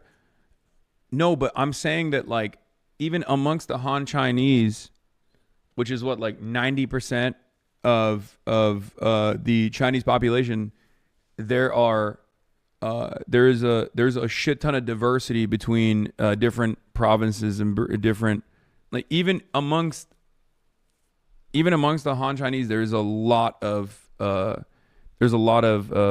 diversity. ESA meeting is full. Oh, okay. We'll talk about that. We'll get into it. Zohran Mamdani himself is expected to attend the New York City DSA endorsement meeting tonight and advocate against endorsing Chiose. So, Hasanabi head Chiose is making waves. Okay? He has decided to unseat Hakeem Jeffries. And let's get into it because I think that's a significant issue to talk about. For those of you who don't know, Chiose, who I've had on the broadcast before, who was also, ironically enough, part Chinese himself. That's not even a joke, literally, if you remember. He has decided to run against Hakeem Jeffries. As far as I understand, the DSA is actually pretty on board, or at least certain caucuses are pretty on board with Cheese running against Hakeem Jeffries. But unfortunately, this is a massive massive internal division within the DSA, or not even just within the DSA, but within the left flank of the party. And I will give you both sides on this because I completely understand both sides' position on this issue. And I will explain it to you. So DSA overall is very split over OSE. Yeah, part of the reason why I think DSA is partially split over Chi OSE is because he has gone back and forth on being a part of the DSA. And that's the reason why they think like, oh, he's not a real one. Zoran is also now officially the highest prize that the New York DSA has achieved, right? And that's also another reason why the DSA is split on this issue. He's also a YIMBY opportunist. Stop. But basically, Chi thinks that he can unseat Hakeem Jeffries. It's not an easy race at all. You might be thinking, what do you mean, Hassan? Hakeem Jeffries is nationally very unpopular. Well, that doesn't really matter in his district because Hakeem Jeffries' district has two different demographic slots. Okay? You have the older black voting bloc that is very pro Hakeem Jeffries, and Hakeem Jeffries is very popular in his district. Okay? He is the leader of the Democratic Party as a black man from his own district. Like, of course, that is very important for a lot of people, and he is very popular in his district for that reason. And then there's also like the what Hakeem Jeffries calls the gentrifiers, right? The people who have moved into the district, younger, college educated, diverse. Those people are much more malleable and much more excited about endorsing or voting for Chi and primarying out Hakeem Jeffries, but they are not as large of a population in his district as the older established black voter base is, the base that is firmly committed to Hakeem Jeffries. Okay? And I've been thinking about this quite a bit.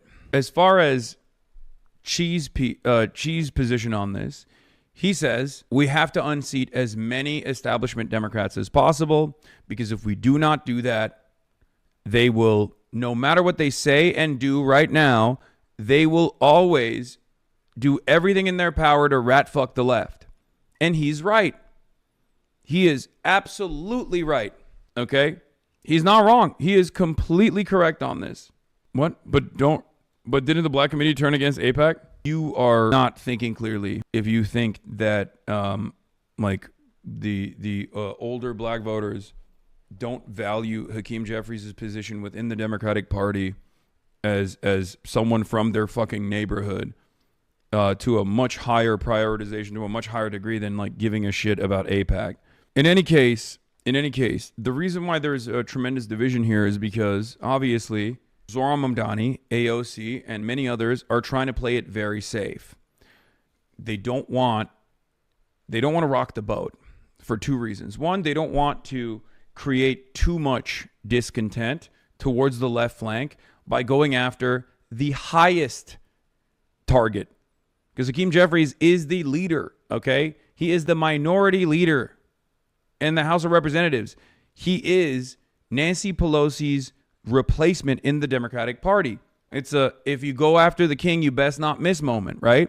And obviously Zoran has a lot of work cut out for him.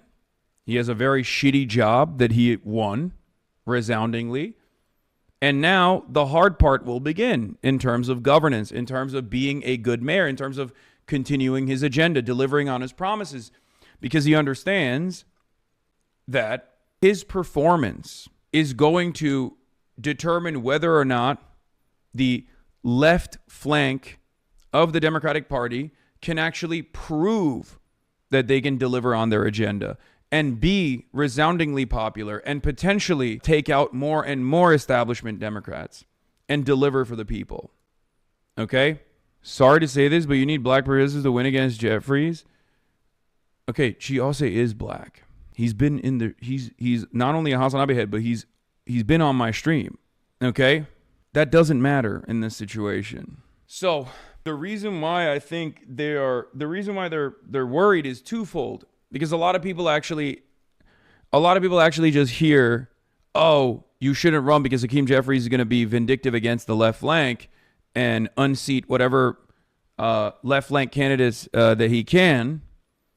That's going to happen no matter what. The actual reason why I think Zoran and AOC and others are afraid is because this they're worried that this is going to be a poor performance and cut away at the momentum that the left has gotten so far.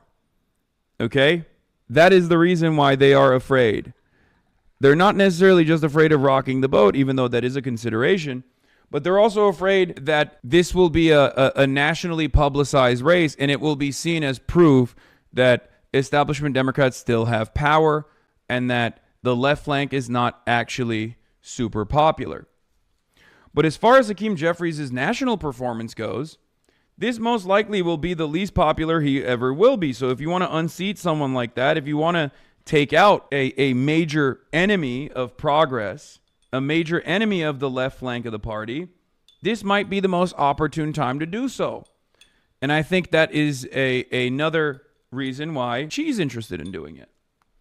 Building on the momentum that existed from Zoran, and then on top of that, actively trying to unseat hurdles against the progressive flank of the party. However, the DSA is also not as well funded as a machine, and they probably have different considerations, like why don't we spend our efforts on easier wins rather than a heavily publicized national race.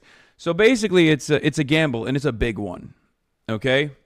It is a major gamble, and that is the reason why a lot of people are conflicted on this issue.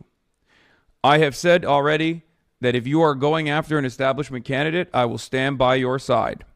So, of course, I understand these considerations, but I still think that Hakeem Jeffries is always going to be an enemy of the left, an enemy of progress, and therefore trying to go after him and trying to unseat him isn't necessarily a bad thing.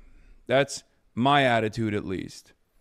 Hold on, let me just try to fucking reposition this camera because the sunlight is too crazy right now. I think that ultimately running against Hakeem is also a good thing, because this is the only way that you can move politicians on any issue whatsoever. And I do think that Chiyose's run against Hakeem Jeffries, in the worst case scenario, will still cause Hakeem Jeffries to take a more pro-left position. It will force Hakeem Jeffries to be more open to the left. Now, how real that or what that will look like, I do not know, or how real that will be, I do not know. But I do know that he will take that position. It's the same as unions, right? Even the threat of collective action or the threat of a labor union forming immediately causes the managers to reconsider the wages, and your wages immediately go up. That's such cope, man. No. That's not cope. This is just reality. I'm simply stating I don't know if that's going to lead to any tangible policies. I don't think it will. But he will at least present himself as more progressive. That's just always how it goes. I think that I don't know what Chi's background looks like in terms of Oppo. But the problem is not having Zoran Mamdani on his side and not having AOC on his side is going to make this impossible. It was already a big gamble to begin with. And it's already quite difficult of an undertaking. And that is the reason why the DSA is conflicted on it. But I think I gave you guys a fairly decent assessment of why the different camps are moving in the way that they are moving. I do not think Hakeem Jeffries is a good politician. I do not think that he is good for progress. I do not think he's good for even the Democratic Party in general. Okay? But none of that matters in this situation in terms of the calculations that AOC and Zoran and many others on the left flank are doing. I don't get it. Zoran was polling at 1% when he started. What is the difference? There are major differences. Zoran was going after an incumbent mayor that was deeply unpopular, that had tremendous controversy surrounding him, and although it was a crowded primary field, ultimately all he had to do in this situation was to make a name for himself, to present himself as a solid alternative to the other progressive candidates. Hakeem Jeffries is incredibly popular in his district, and you have to win your district. This is a congressional race. Hakeem Jeffries' approval rating is 75% or some shit in his own fucking district. A lot of you don't understand that. A lot of you don't realize that. Also, Zoran had a much longer commitment. Zoran Mamdani had a much longer history and a much longer commitment to the DSA, the New York DSA infrastructure, than Chiose had. This is devoid of the experiences New York City DSA comrades have had with Chi over the years, and devoid of the real debates New York City DSA comrades have had over Chi's endorsement vote. I know the fucking debates, okay? I know more than I'm letting on, all right? Calm down. Ugh. It's one of my least favorite things. In theory, I do love the caucus structure of the DSA because it's infinitely more democratic, but in practice, it annoys me and I become a fucking Stalinist. It's good to keep things, it's good to keep internal divisions internal, okay? It's fine if you're going to fucking constantly engage in critique and constantly engage in, it's not drama. It's not drama. It's a reality of organizing. It's a reality of developing a political movement, okay? This is a major fucking, it's a major issue. Well, the Stalinist caucus agrees with you? Yeah, of course they do. Yeah. But I hate when that shit comes out, okay? Just keep it to yourself, okay? Keep it within the internal structure of the organization. There is no need for outsiders to fucking to be privy to this kind of conversation. It's one of the most annoying things of all time. Y'all are watching a fake socialist, by the way. Yes, exactly. Yes, I'm a fake socialist. I'm not even a part of the DSA. So anyway, personal point of privilege video? No, that's not even what I'm talking about. This is more consequential than that. That stuff is just lame. That stuff is just whack. It's lame, whatever. But what I'm talking about is that there are a fuck ton of different ideological delineations within the DSA structure, within the caucus structure. We've actually briefly talked about it before. I've shown you some of the caucuses. And the issue is that there is a lot of internal division amongst them in terms of what to do, who to endorse, what kind of considerations that endorsement has, who to unendorse, who to stop promoting. There are people who, for example, obviously always wanted to continue aligning with AOC, even after AOC did a bunch of things or said a bunch of things that the DSA completely disagreed with. And some people were like, well, it doesn't really matter. We should still endorse her. We should still continue being a part of her. We should still continue promoting her and associating ourselves with her because obviously she's a nationally prominent politician and fairly popular, and this actually boosts the DSA profile. And then there were people internally within the DSA that were saying, okay, but if we have no fucking values, then what difference are we making within the Democratic Party at all? If we're just going to always allow politicians to concede on demands, then we have no fucking demands whatsoever, and that politicians, even amongst our own ranks, could just come in, use this as a fucking door-knocking operation, and then cast us aside willy-nilly. This is a real fucking issue, right? That's a real issue. Anyway, those are all fair concerns, but ultimately it's better to not have those concerns be made public, okay? That's all I'm saying. Hey man, stop airing our dirty laundry. This is already dirty laundry. It's not even dirty laundry. This stuff has been discussed openly, obviously, and the outcome is revealed. So it's not like it's airing the dirty laundry here.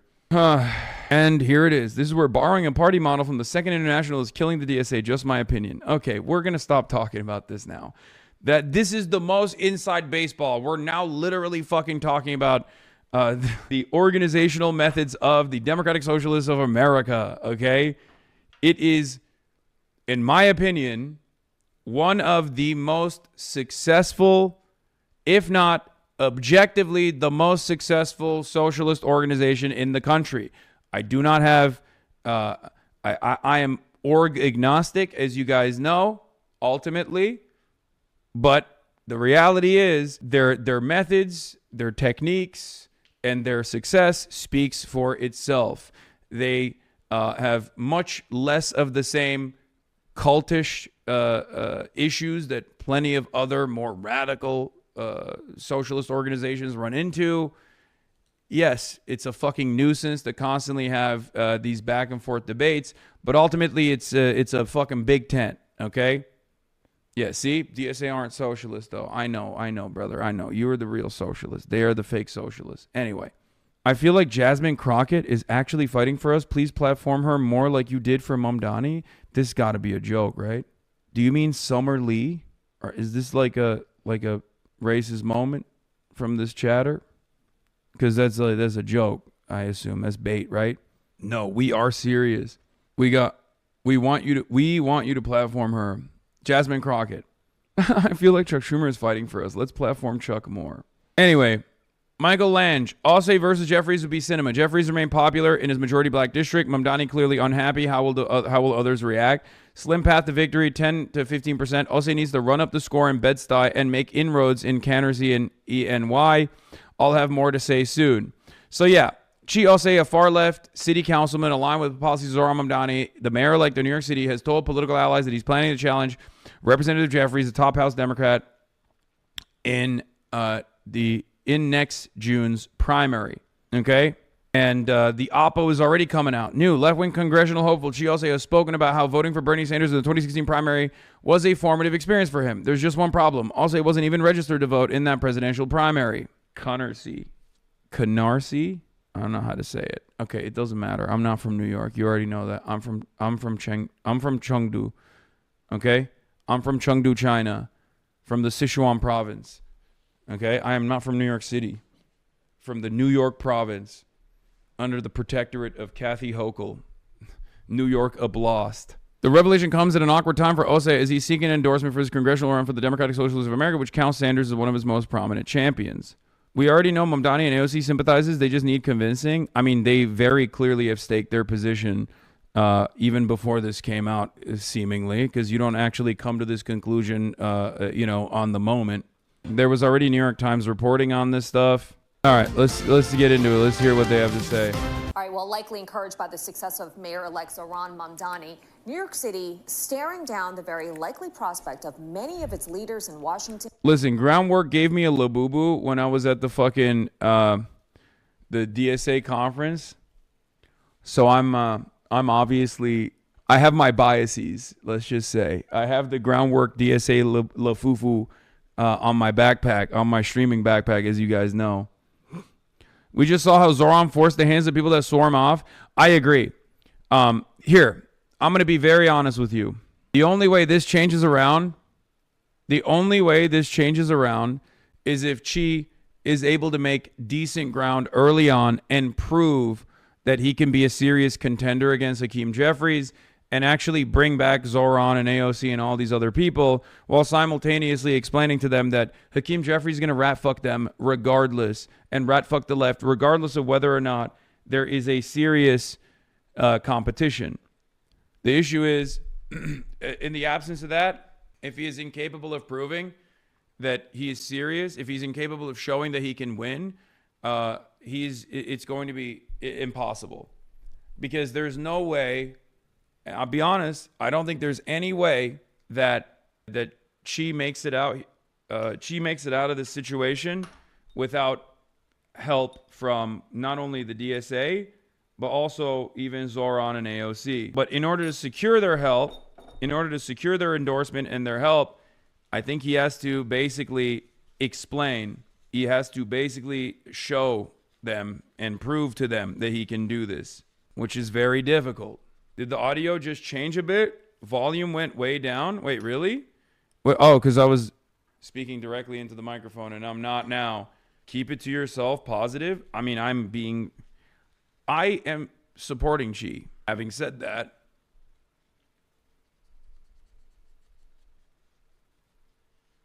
I have to be serious about my analysis as a political commentator first and foremost. He has to show them a plan towards victory like Zohran did with AOC. It's bad tactically and strategically, in my opinion. It weakens the coalition for 2026. No, I don't agree with that. I mean, I understand why you are running scared. I get that. Ultimately, I think the fear is that this will make the left look disorganized and a spoiler for the liberals that are currently looking at the left as a viable alternative. But on the national side, because Hakeem Jeffries is objectively unpopular, like unimaginably unpopular with the base of support on the national front, this actually isn't a bad thing. If you're thinking nationally, this is a good thing. If you're thinking in terms of the congressional seat victory itself, it's very difficult. Nationally, this is a great thing. Chiose will get, I think, a lot more support from outside of New York, but you can't win your district that way. His 3 big potential endorsements were all long shots, so they probably, personally, not going to hate too much. No, they already have come out and said, no, he shouldn't do this. First, they gave teasers to the New York Times. First, obviously, Zoran's team, or maybe, Zoran's team very clearly leaned into the New York Times, and there was a brief blip in the New York Times a couple weeks prior to this, before Ose even came out officially. There was a little bit of a afterthought in a New York Times article, and people were speculating. Okay, Hakeem's district voted for Mamdani, right? That is a clear signal that is winnable for Chi. Hakeem Jeffries' district voted for Zoran Mamdani in spite of Hakeem Jeffries' endorsement, but that doesn't necessarily mean they won't vote for Hakeem Jeffries. That's very different. Voting for Zoran Mamdani in spite of a non-endorsement from Hakeem Jeffries does not mean anything when Hakeem Jeffries himself is running. Is Jeffries even popular in his district? Yes. Yes. If Hakeem Jeffries was as unpopular as Chuck Schumer is, okay, then this would be a much different consideration. To be fair, Jeffries never won a competitive race. He can be beaten. This is also true. Having said that, however, it's going to be quite difficult because you're not considering who Hakeem Jeffries is and what he means to especially the most reliable voting bloc that often goes to more establishment figure Democrats. I think you're not considering how popular Hakeem Jeffries is with the largest chunk of voters in his own district. Okay, especially older black voters, lifelong Democrats who really love that the Democratic Party has a speaker, the highest, the most powerful Democrat in the country is a black man. That's huge. That's a big deal. That's representational politics. Like, think about it. For me, I see fucking 34-year-old Muslim socialist. I'm like, oh my God, this is insane. Running for mayor of New York is an exciting moment for me, beyond his ideology, beyond what he said he was going to do. Is Chi not black? Yes, he is. But he's not the fucking speaker. Hello? He's not the most powerful Democrat. He is unseating the most powerful Democrat in the country. He's Chinese? Okay, shut up. We're not talking about that. He's partially Chinese, yes. Chatters think if he beats Hakeem, he becomes speaker. Yeah, that's not how that works. Just like AOC beating Joe Crowley didn't make her the treasurer of the Democratic Party. Chatters. Joe Crowley was the 3rd most powerful Democrat in the country in an uncontested seat. AOC was able to sneak into that primary and unseat him. She did not magically become the treasurer of the Democratic Party. That's not how this works. The party's own infrastructure is different. It's not determined by elections. Obviously, if that was the case, AOC would have at least become the fucking head of the oversight committee.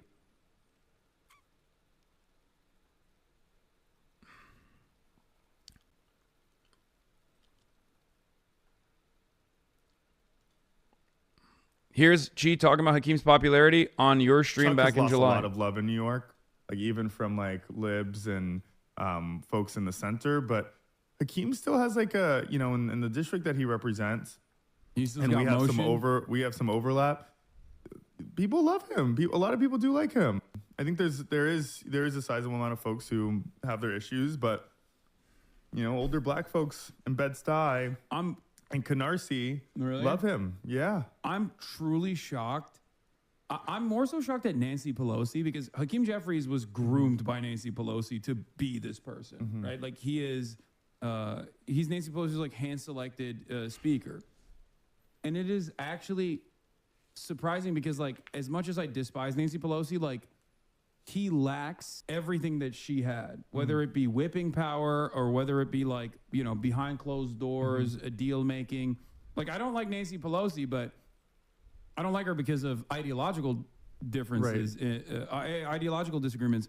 But like, I would never. Ball. Yeah, but I would never say that she is not like a good politician. Like, How she knows. How do you think she would be navigating this right now, though? Hakeem Jeffries is very weak, and I think that should be Xi's main point of main line of attack.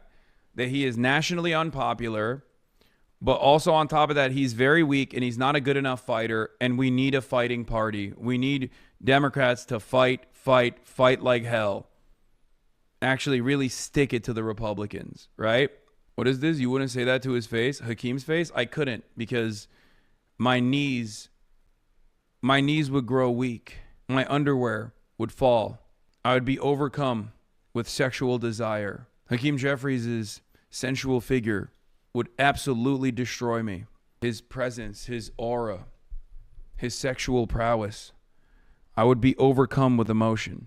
First, excitement, and then ecstasy.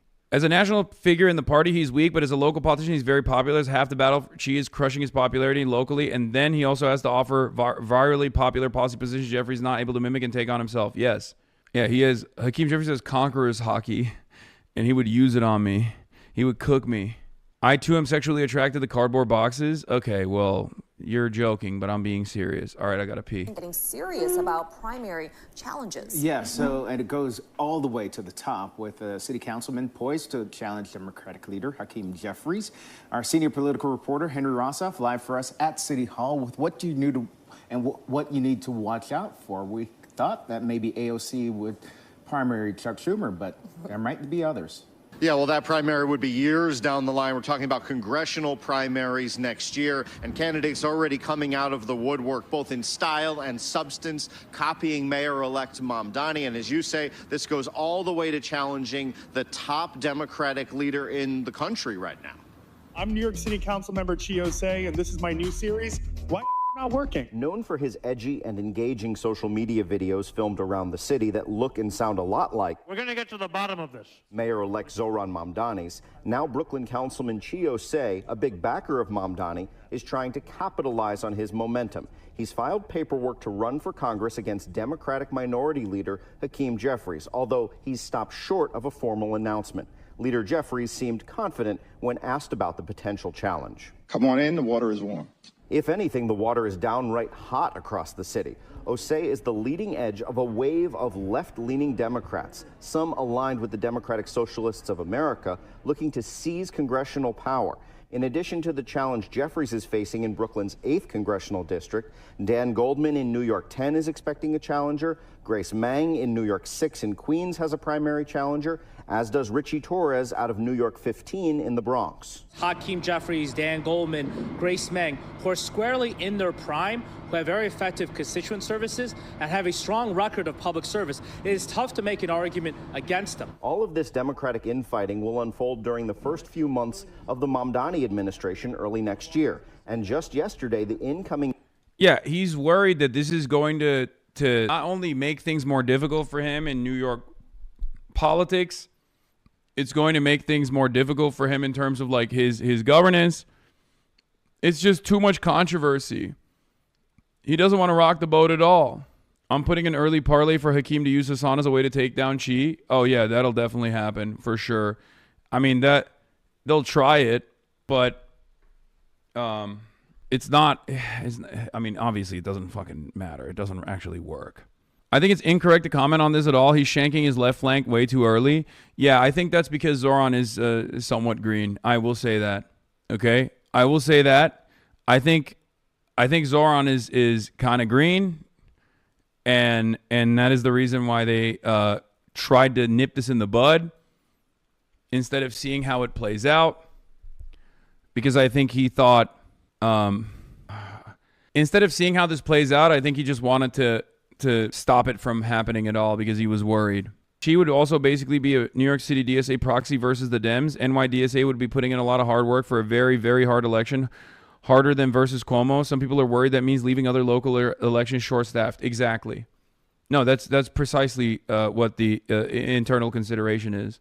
It's whether or not this actually cuts the wind off the sails of this now growing momentum, because now you look like a spoiler, right? It's not impossible Zoran and Jeffries have made a deal in the primary for Jeffries to not endorse Cuomo or something similar. Obviously, who knows?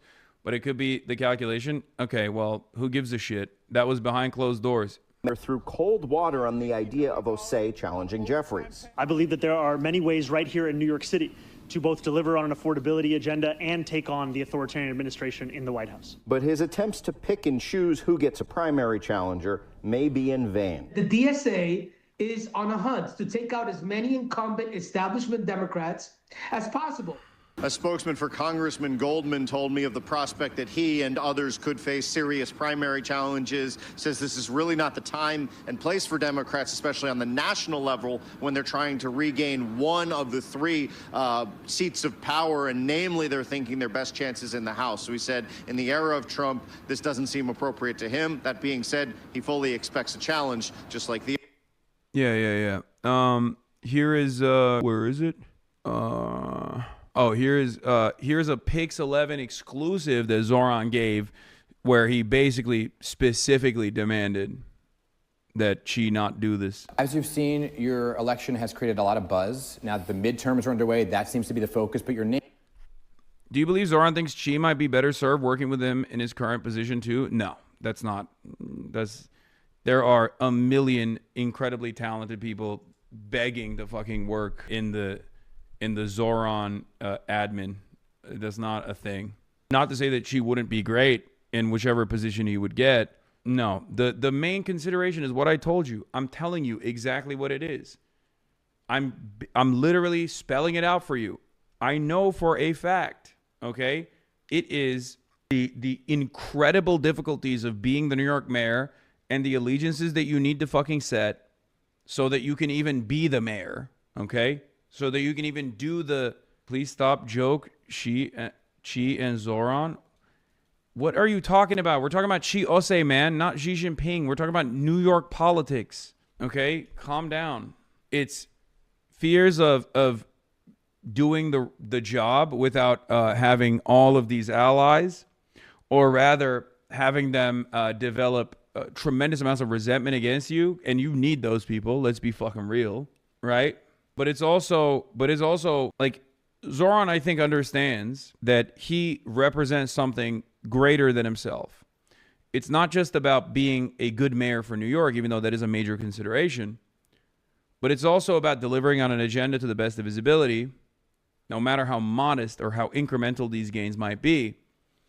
And that actually represents a movement, right? That actually represents proof, and proof that the left flank of the party could actually be successful and deliver on the promises that they made.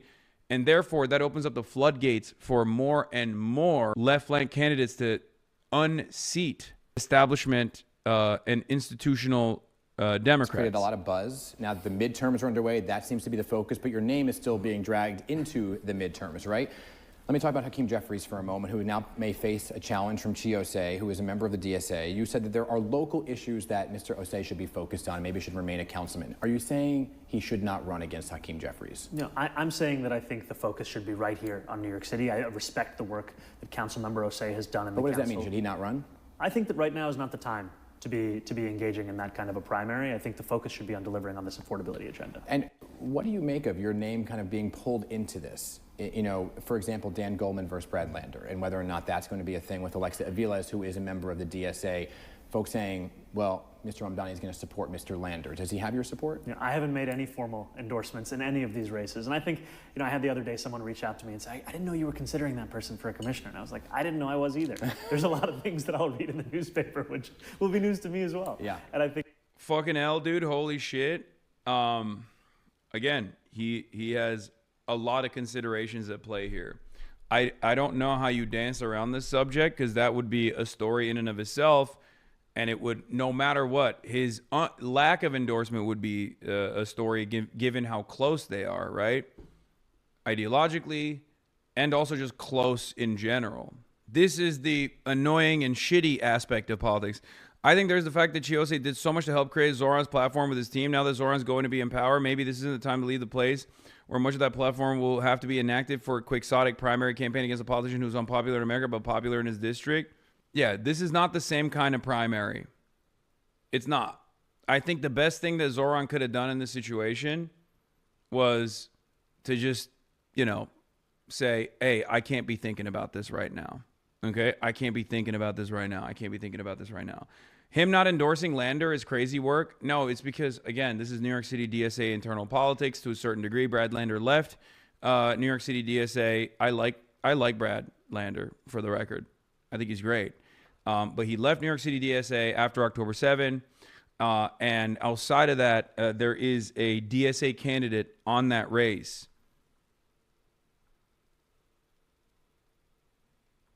There is a DSA candidate that is most likely going to run for that seat. And that is the reason why he is not doing that. Yeah, the DSA pick is likely Avies. Alexa Avies is endorsed. Jeffries is also just a House rep, 2 years, and you can take down Big Dog again once Zoran gets love for administrative success. It's New York City DSA. It's New York City DSA politics taking place here. And that's the reason. I don't even think Brad Lander has officially.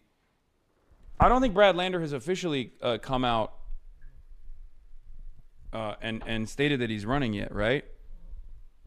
Aviles, it's 1L. Sorry, I said the name wrong.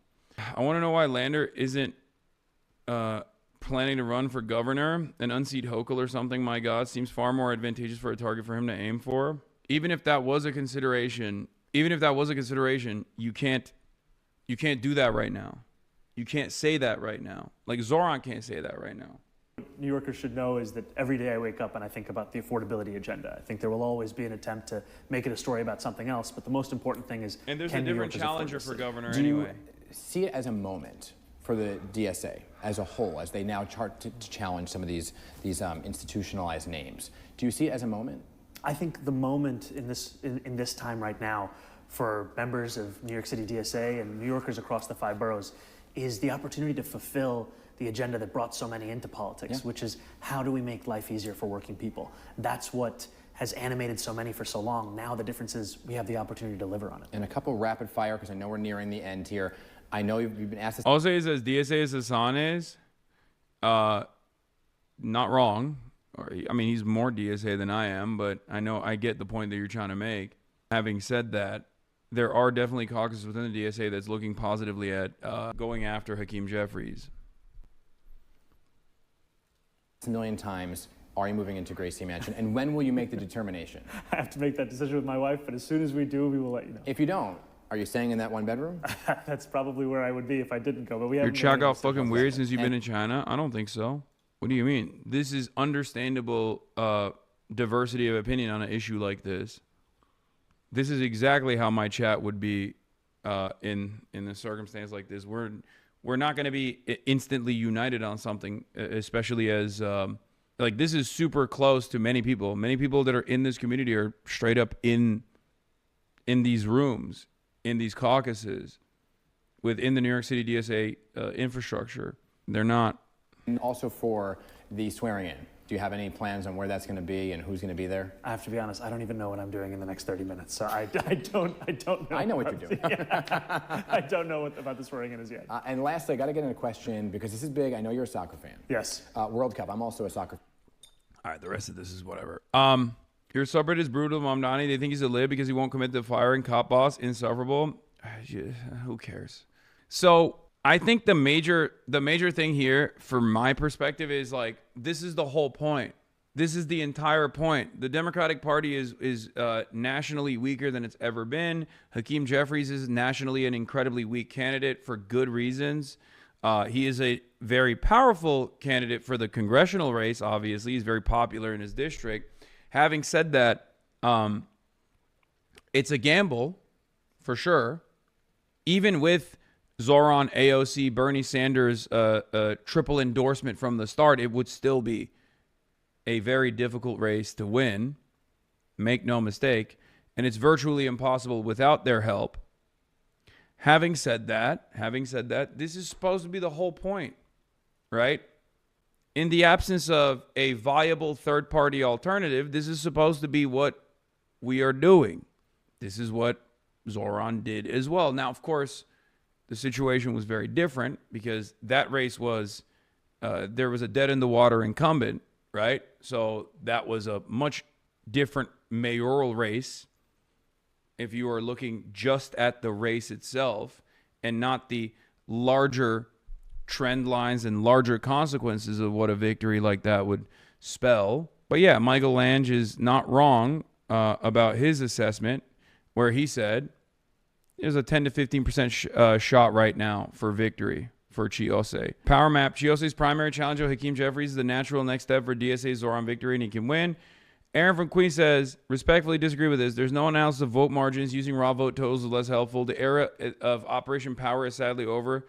Should be relied on for a field plan. There is not many votes in Brighton Beach. Zoran lost Coney Island by 30 points. The easiest way to take Chi and DSA to a historic win is to rely only on these northern precincts, picking up 17,000 votes in AD 55, 56, 57. However, part of the reason to run this race is that we have an opportunity to expand and grow on that coalition by running a robust, well-trained, and unrelenting ground game across the district by reactivating the dormant Operation Power Coalition. Okay, this is so inside baseball. You are still that fat little rich boy deep down inside? What the fuck?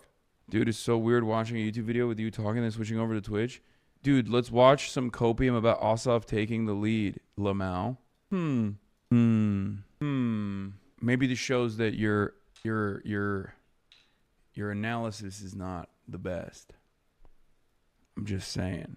Professionally wrong chatters coming in to be wrong over and over again in the chat. Is Zoran a fighter because he's showing a little belly? A little bit. But yeah, it has to get tiring dick riding people who are always wrong like this chatter. No, I think as long as they have a sense of community amongst other professionally wrong people, they're pretty happy. It's not like anybody ever calls into question their political analysis. They're fucking anonymous. Also, the youngest person ever to be elected in New York City Council is Aaron Plauditz for an impressive understanding of new media, beating back Central Brooklyn's atrophying Democratic machine. Also, he won his council seat 4 years ago with little institutional support, a guerrilla effort of door knocking, creating mailers, and millennial-focused social media. His chief legislative accomplishment, the FAIR Act, which prohibits the act of charging tenants for the fees of a broker retained by the landlord, was one of the most renter-friendly and impressive legislative accomplishments over the past few years. This is a huge deal, by the way, and it speaks to what he can do with even the limited amount of power that he has.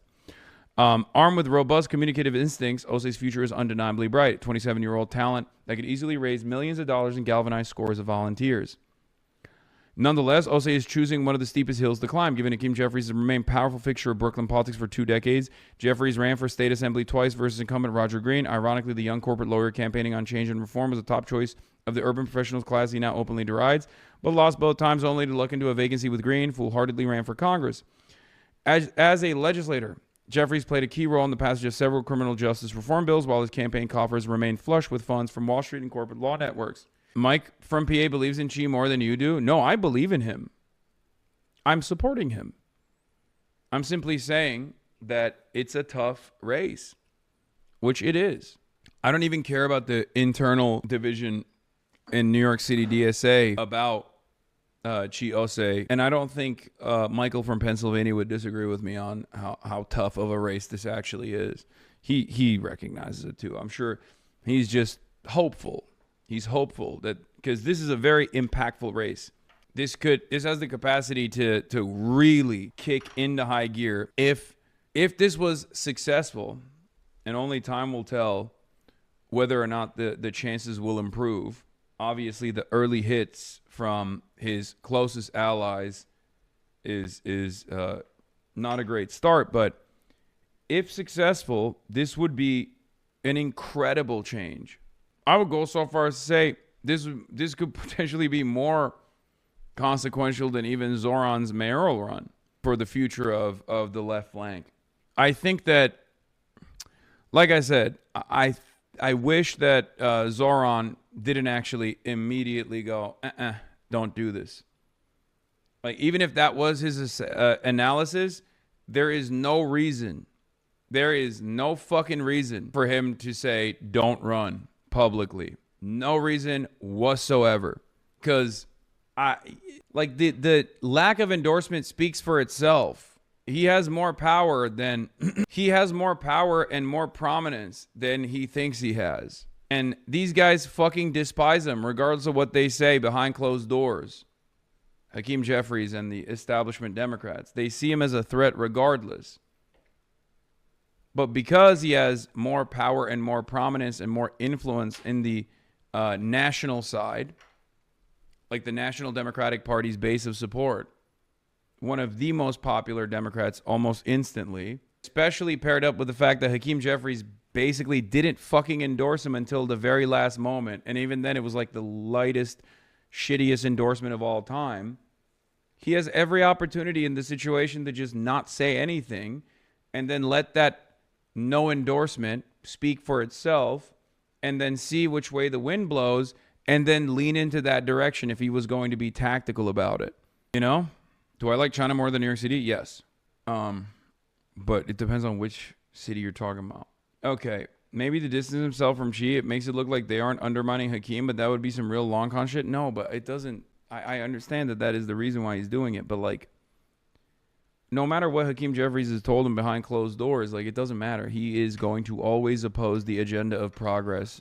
Hakeem Jeffries' position and the reason for why he's in the position of power that he is in the Democratic Party is because he is anti-left. He's anti-progressive.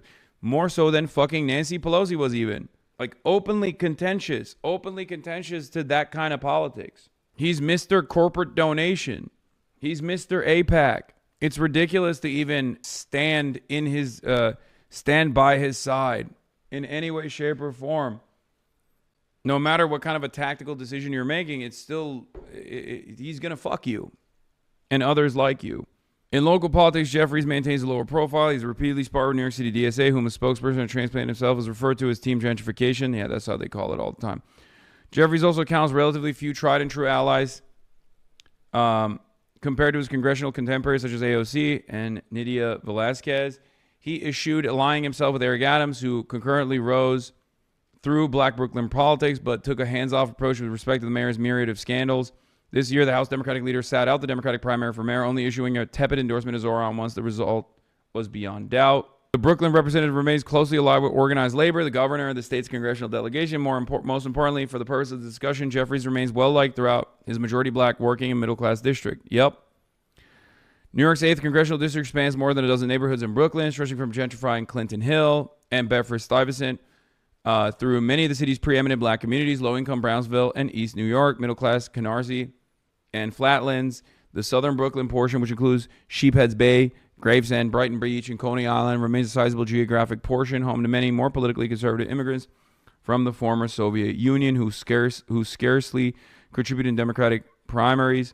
Hence, the vast majority of the Democratic primary electorate in New York 8 comes from either the district's left-leaning gentrifying pockets, college-educated renter majority, younger, or its predominantly Black neighborhoods, diverse class character, older, less college-educated, where politics is less ideological but more centered on institutions and relationships. In the Democratic primary for mayor, Zoran Mamdani defeated Andrew Cuomo 58% to 44% across the 8th congressional district. That number is a terrifying one, I think, for Xi. It's not a great number for Xi. Mamdani won by trashing Cuomo in both Clinton Hill and Bedford-Stuyvesant, 76% to 24%, blanketing the tree-lined brownstone blocks of central Brooklyn with enthusiastic canvassers, while maxing young voter turnout with sharp messaging and attentional hegemony to voters under the age of 45. Mamdani was ubiquitous. Leaks from the DSA meeting. Oh, yeah, there is a new mayor like Zoran Mamdani will personally attend New York City DSA candidate forum to try to convince the socialist organization not to endorse City Council member Chiose's planned bid against House Minority Leader Hakeem Jeffries. Zoran is currently speaking at the DSA forum. As expected, Zoran is encouraging DSA members not to endorse Chiose's congressional primary challenge against Hakeem Jeffries. He says the most important thing for the left right now is to deliver on the agenda he ran on, and endorsing Osei could jeopardize that. What makes Xi different from Hakeem is his energy. Older libs won't be as apprehensive as someone from the community. That's who Hakeem was back then. Convincing white people is another issue? No. Convincing white people for Chiose is not a problem. Not even remotely a problem. I know for a fact that it's not convincing white people. White people would love to vote. Like the college-educated gentrifiers, ironically enough, they were Zoran's base as well, and they will be Chi's base as well. It's going to be the older black voters that are the most reliable voting bloc, especially in the primaries. That he's still mad that Chi backed the other guy for mayor in primary. What are you talking about? Chiose was they did the dual endorsements and stuff, but he was literally Zoran's guy. You're wrong about that. It has nothing to do with that. I'm telling you how it is, straight up. I promise you. I think if Chiose had the same exact policies, was a white dude, it would be over anyway. But I think him being black makes it easier for him to convince the boomers. However, it will still be very difficult because Hakeem Jeffries is not only from the community, but also a black man with a lot of power in the Democratic Party. That plays a big role in representational politics, especially for the reliable black boomer voting bloc. That's huge. Either way, it's a win-win for Dems. People need to see rising stars alongside the leader earning his bones. Yeah. I think the scared narrative here, the fearful narrative here is that people think that he's going to, he will demand too much attention and separate all these other races that the DSA is going to be pushing on. And also on top of that, he would, if he lost convincingly in the primaries, then that makes the left momentum look bad. It basically cuts the wind from the sails of this like broader left flank takeover. That's it. They think it's not strategic. But that is why I said it's like he signed it. Oh, Trump signed it. Yeah, AOC says also that Jeffrey's primary challenge is not a good idea. The Epstein bill has been signed, ladies and gentlemen. I wonder what we will see from said Epstein bill. I think winning against Hakeem is kind of impossible. I don't think it's impossible. What did Zoran say? It's always impossible until it's done. President Trump says he signed the Epstein files legislation. I wonder why he didn't make a big show of it and did a lid before signing it. New York politics is very machine-oriented and he has a political machine behind him. His base is solid and his presence in the community is a tough race that is more likely to lose than win and draw resources from easier seats. Yes, Madiba said that. Nelson Mandela said that. And Zoran Mamdani said that. Well, he didn't say that. He was just... Bro wrote so much, bro. Jesus Christ. Wow. Donald Trump says he's meeting with Zoran Mamdani, whom he calls a communist mayor, this Friday in the Oval. So stupid. Thanks for educating me on the subject. Can I now repeat back to you your take but pretend it's mine? Yes. Well, don't repeat it back to me, but repeat it to your friends if you want. That's why I give it to you. Deflecting final boss. Do you think the calculation DSA is making on Chi versus the one Zoran is making him could be different? Like Zoran's thinking about successful rep on his policies. DSA is thinking, is this guy actually a socialist? What? For who? For Chiose? Ah, man, this is going to be a tough read. Jesus Christ. Wait, what did he say on Zoran? No, True Social is unavailable. Someone screenshot it and send it to me. Jeffrey Epstein, who was charged by the Trump Justice Department in 2019, not the Democrats, was a lifelong Democrat, donated thousands of dollars to Democrat politicians, was deeply associated with many well-known Democrat figures, such as Bill Clinton, who traveled on his plane 26 times, Larry Summers, who just resigned from many boards, including Harvard, sleazebag political activist Reid Hoffman, minority leader Hakeem Jeffries, who asked Epstein to donate to his campaign after Epstein was charged, Democrat Congresswoman Stacey Plaskett, and many more. Perhaps the truth about these Democrats and their associations with Jeffrey Epstein will soon be revealed, because I have just signed the bill to release the Epstein files. Hold on. Where the fuck was it? Okay.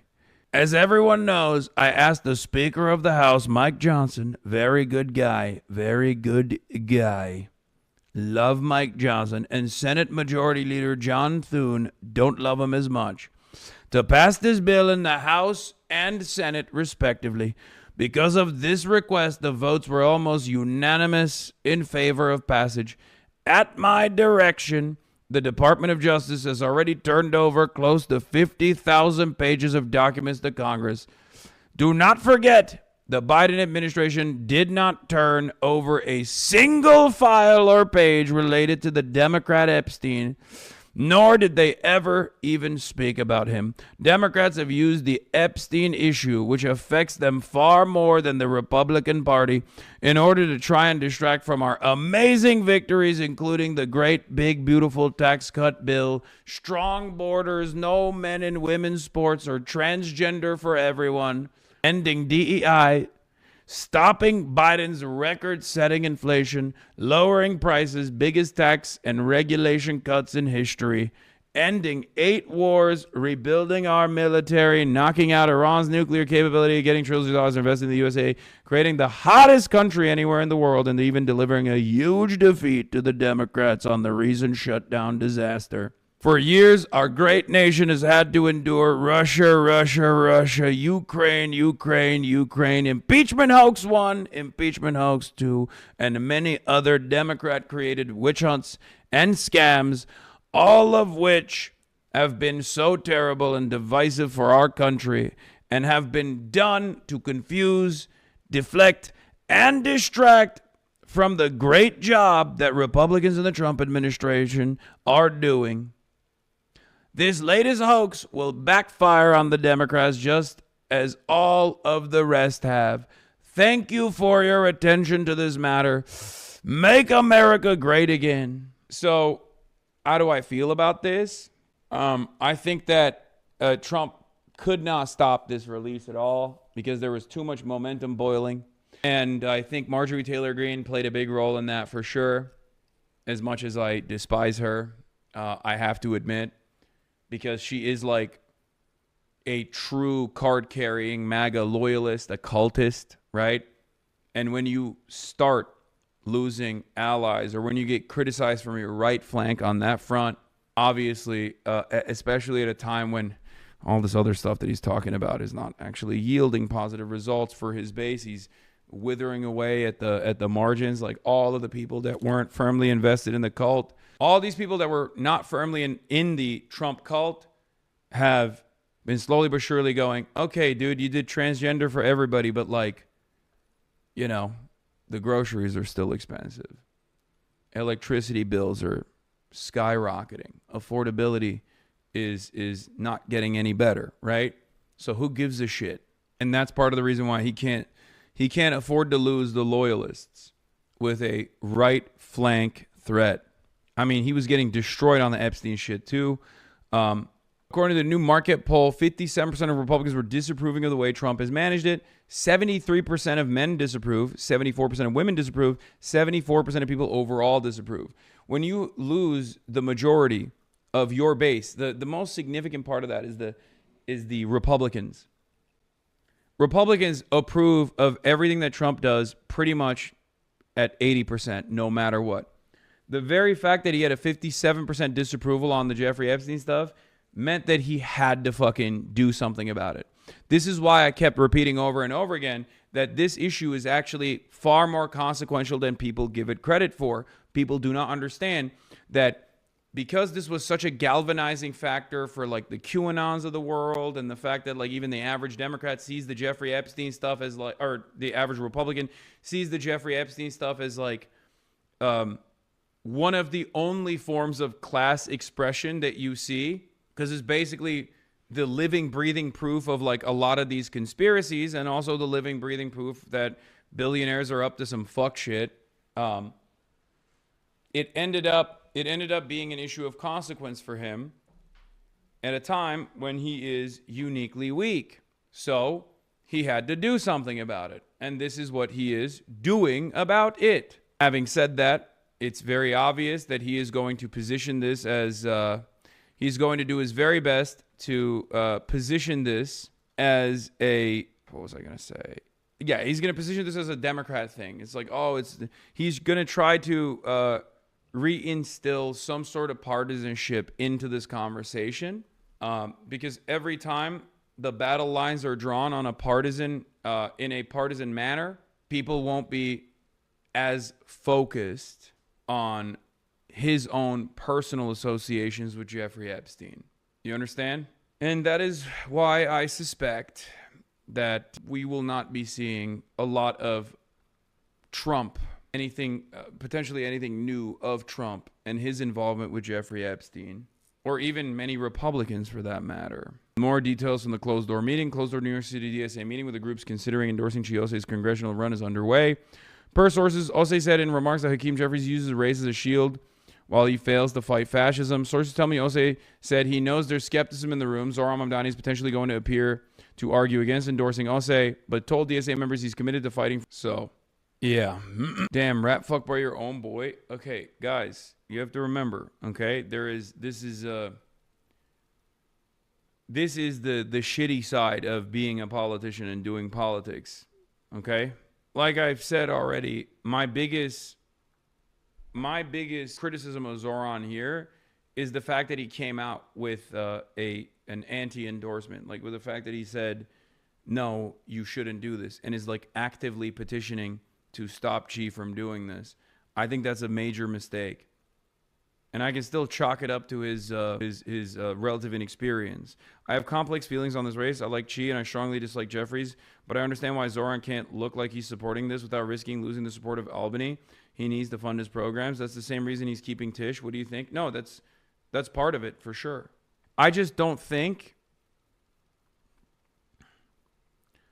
I just do not think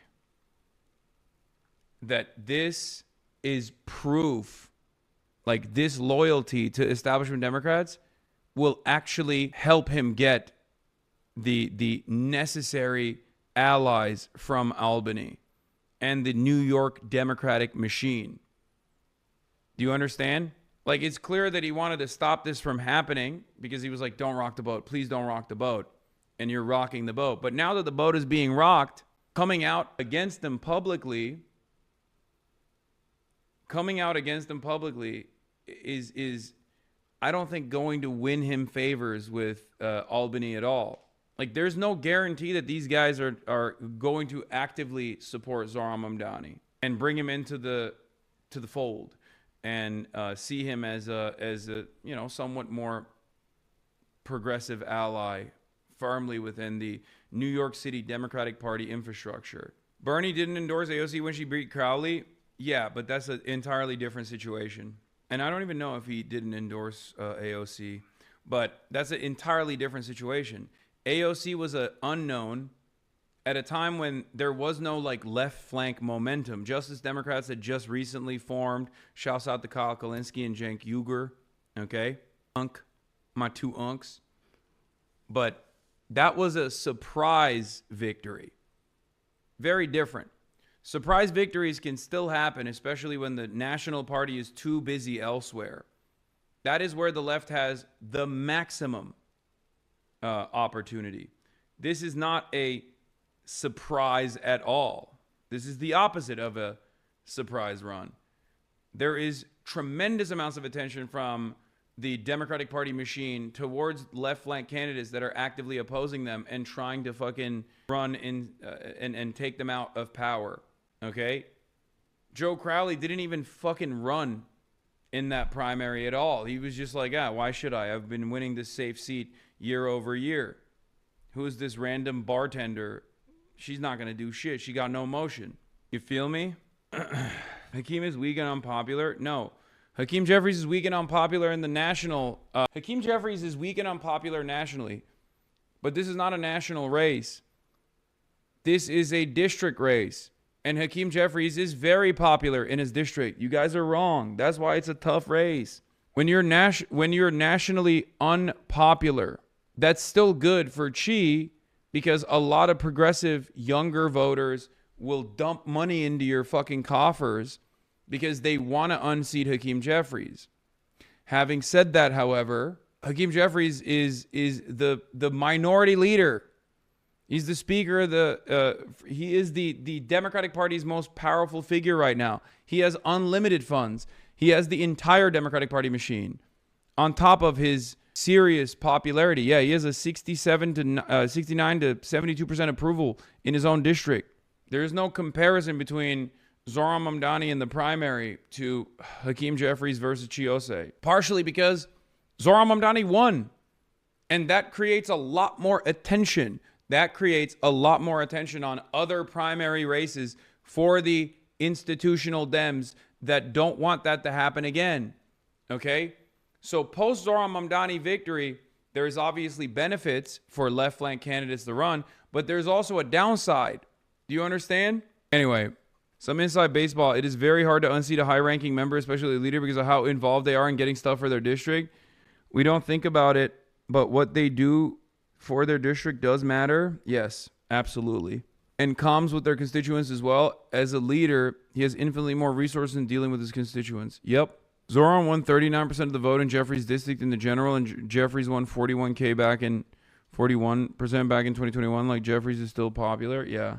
That means if Chi loses, the momentum is torched? I don't think so. I don't think so. But that is the fear that people have. Because the media absolutely will be like, oh, Chiose lost. Obviously, the progressive movement is over. It's done. The voters have decided that they want institutional Democrats, blah, blah, blah. But it doesn't matter. It's only consequential if you make it consequential. If you can still overpower through that conversation and point to other victories, it's fine. You'd be saying AOC shouldn't go against Crowley during the primary with this argument? What the fuck? No, it's not the same situation regardless. It's not the same situation at all. Anyway, I'm in support of this because I'm in support of this on principle. Okay? Straight up. I'm in support of Chiose here because I am in support of this on principle. The now is not the time argument works for certain things, right? I totally understand if you're talking about like building a robust third party movement, right? It doesn't fucking exist at this stage. Or fomenting socialist revolutionary sentiment amongst the American proletariat. That's not a real fucking consideration. Let's be real. But given how weak the Democratic Party is, and given how weak Hakeem Jeffries is on the national scale, I think that these are attempts that must be made. And I don't think people should be that fearful. People should be bold. People shouldn't worry about being bold in this moment. Is anyone saying for him not to run or just not to endorse? No, they're saying don't run. Anyway, here's what Donald Trump said about Zohran. Ominous mayor of New York City, Zohran Kwame Mamdani, he's doing the Barack Hussein Obama. I love that. Has asked for a meeting. We have agreed that this meeting will take place at the Oval Office on Friday, November 21st. Further details to follow. Sorry, I misunderstood. Do you think you should run against Jeffries or not? No, I think it's good. I think it's good to try and unseat establishment Democrats.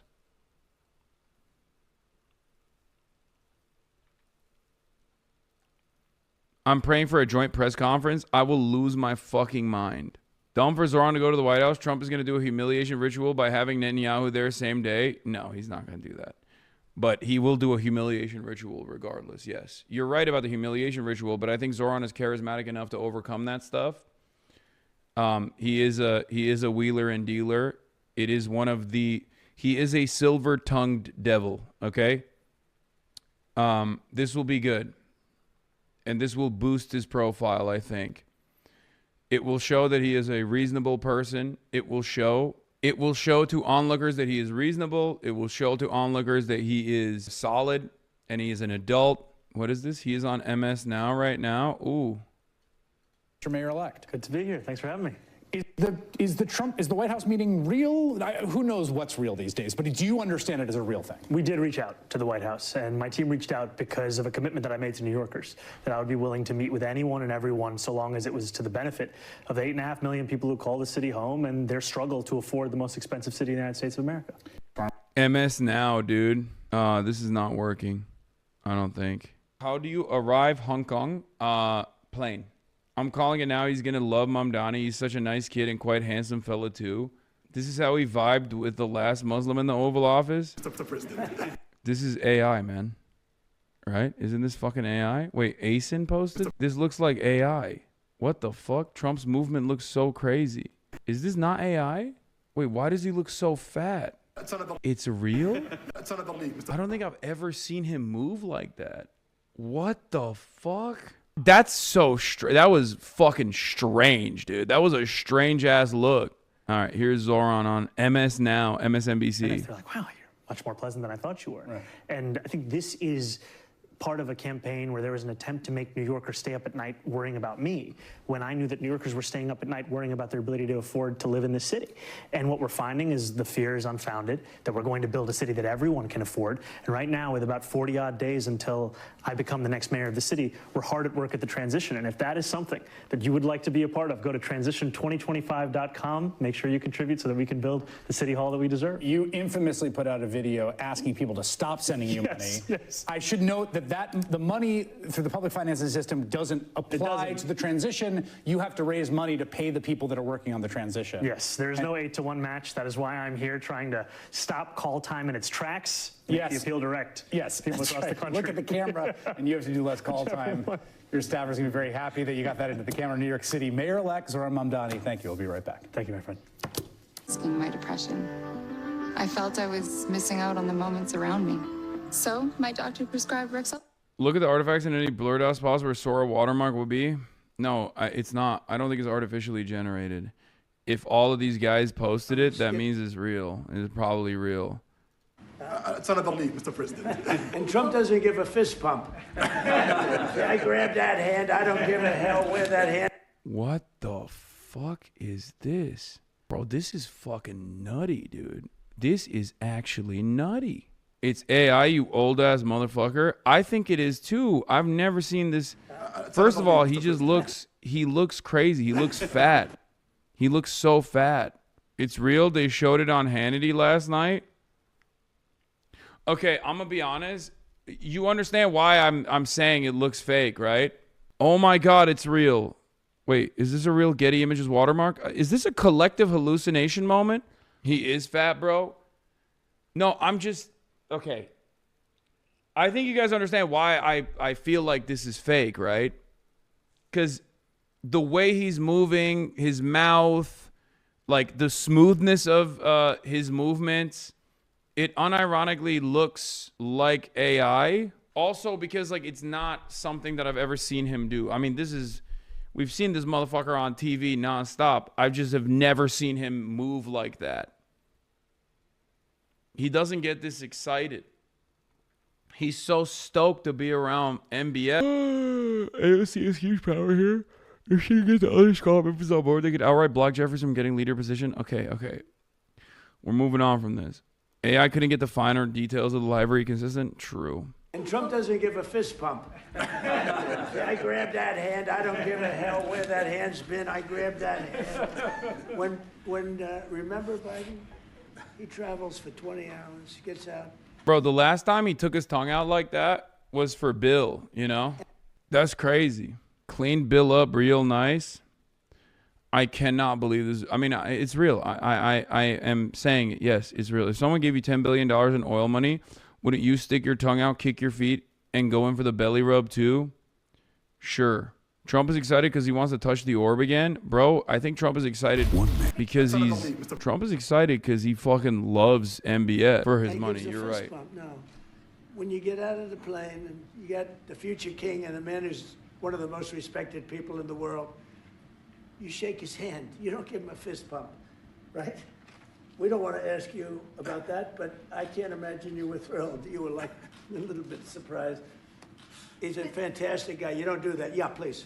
We're going to... Chatters, I believe it. I believe it's real. You don't have to prove that it's real. I don't think you realize how cool he thinks it is that MBS killed that reporter. That's why he's stoked. Yeah, he's like, I want to kill, you know. You think when the cameras are off in private, he's like, listen, Muhammad, I wish I could chop up some of these journalists myself. I, for one, totally understand what you did for Jamal. That guy, very bad. Didn't like me very much. Sometimes when I'm on Air Force One and the press pool is asking me questions, I think, why not me? I could also put them in the embassy just like you did. Chop them up with a bone saw. He was caught on a hot mic saying something about him. No, he that wasn't on a hot mic. He just directly was asked a question and responded with pretty much what I said. You know, bad guy, Jamal, bad guy, not a very good guy. Doesn't like me very much. Are you still hitting Orland on the way back? Yes. Yeah, no, I'm not joking. I heard him say that Khashoggi deserved it, or imply that Khashoggi deserved it. Genuine question, why did the U.S. intelligence snitch? It wasn't. It was Turkish intelligence. Adam Carlson says, between this and Jessica Tisch agreeing to stay on as NYPD commissioner, Mamdani's really asking what he calls his political home to stomach a lot this week. To be clear, I think both moves were strategically smart, but at some point you got to dance with the one that brung you. I'd have to imagine he throws DSA / his base a bone in the next few weeks. Yeah, it was in Istanbul. It was in the embassy in Istanbul, which, you know, obviously they obviously had mic'd to the gills, right? I would like to aggressively denounce my, so he did the Kasky, friend of the show, Cameron Kasky, Hasanabi head, is running. And he did the straight rip of Zoran here. On the move, reaching new heights, and rushing towards the future. Do you ever feel like you were being watched or monitored in China? I mean, there's a fuck ton of cameras everywhere. So on that front, and they're very visible. They're not even like in America and in other places, like the CCTV is like somewhat hidden, not in China. But no, I don't feel like watched or monitored in any capacity. Also, I have a camera on, chatter. I've been literally filming myself on American platforms, on Chinese platforms, virtually every single moment of the day. Who the fuck is going to monitor me? There are less hours in the day where I'm not live than I am live in front of a camera.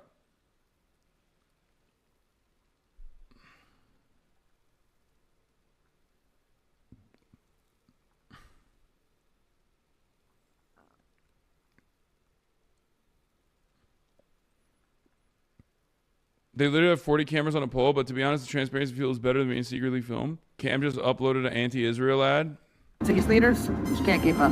My name is Cameron Kasky, and I'm running for Congress because there's no real path forward for most Americans. You and your family are working all week just to spend most of your paycheck on rent and health care. Meanwhile, the richest people in our country are telling us that we can't afford real solutions like social housing and Medicare for all. No, we can only afford genocide, Palantir mass surveillance contracts, and ICE thugs. I'm running because we need people in Congress who are going to do something about it and work on laws that help all Americans. Isn't that crazy and radical? Turns out we actually can build a society where we're feeding children instead of tearing them away from their families, where streets are lined with federal housing and small businesses instead of the National Guard.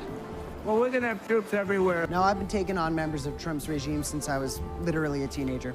Senator Rubio, can you tell me right now that you will not accept a single donation from the NRA in the future? I never dreamed I would get into politics, but then a disturbed 19-year-old was able to legally purchase an assault rifle and murder 17 people at my high school.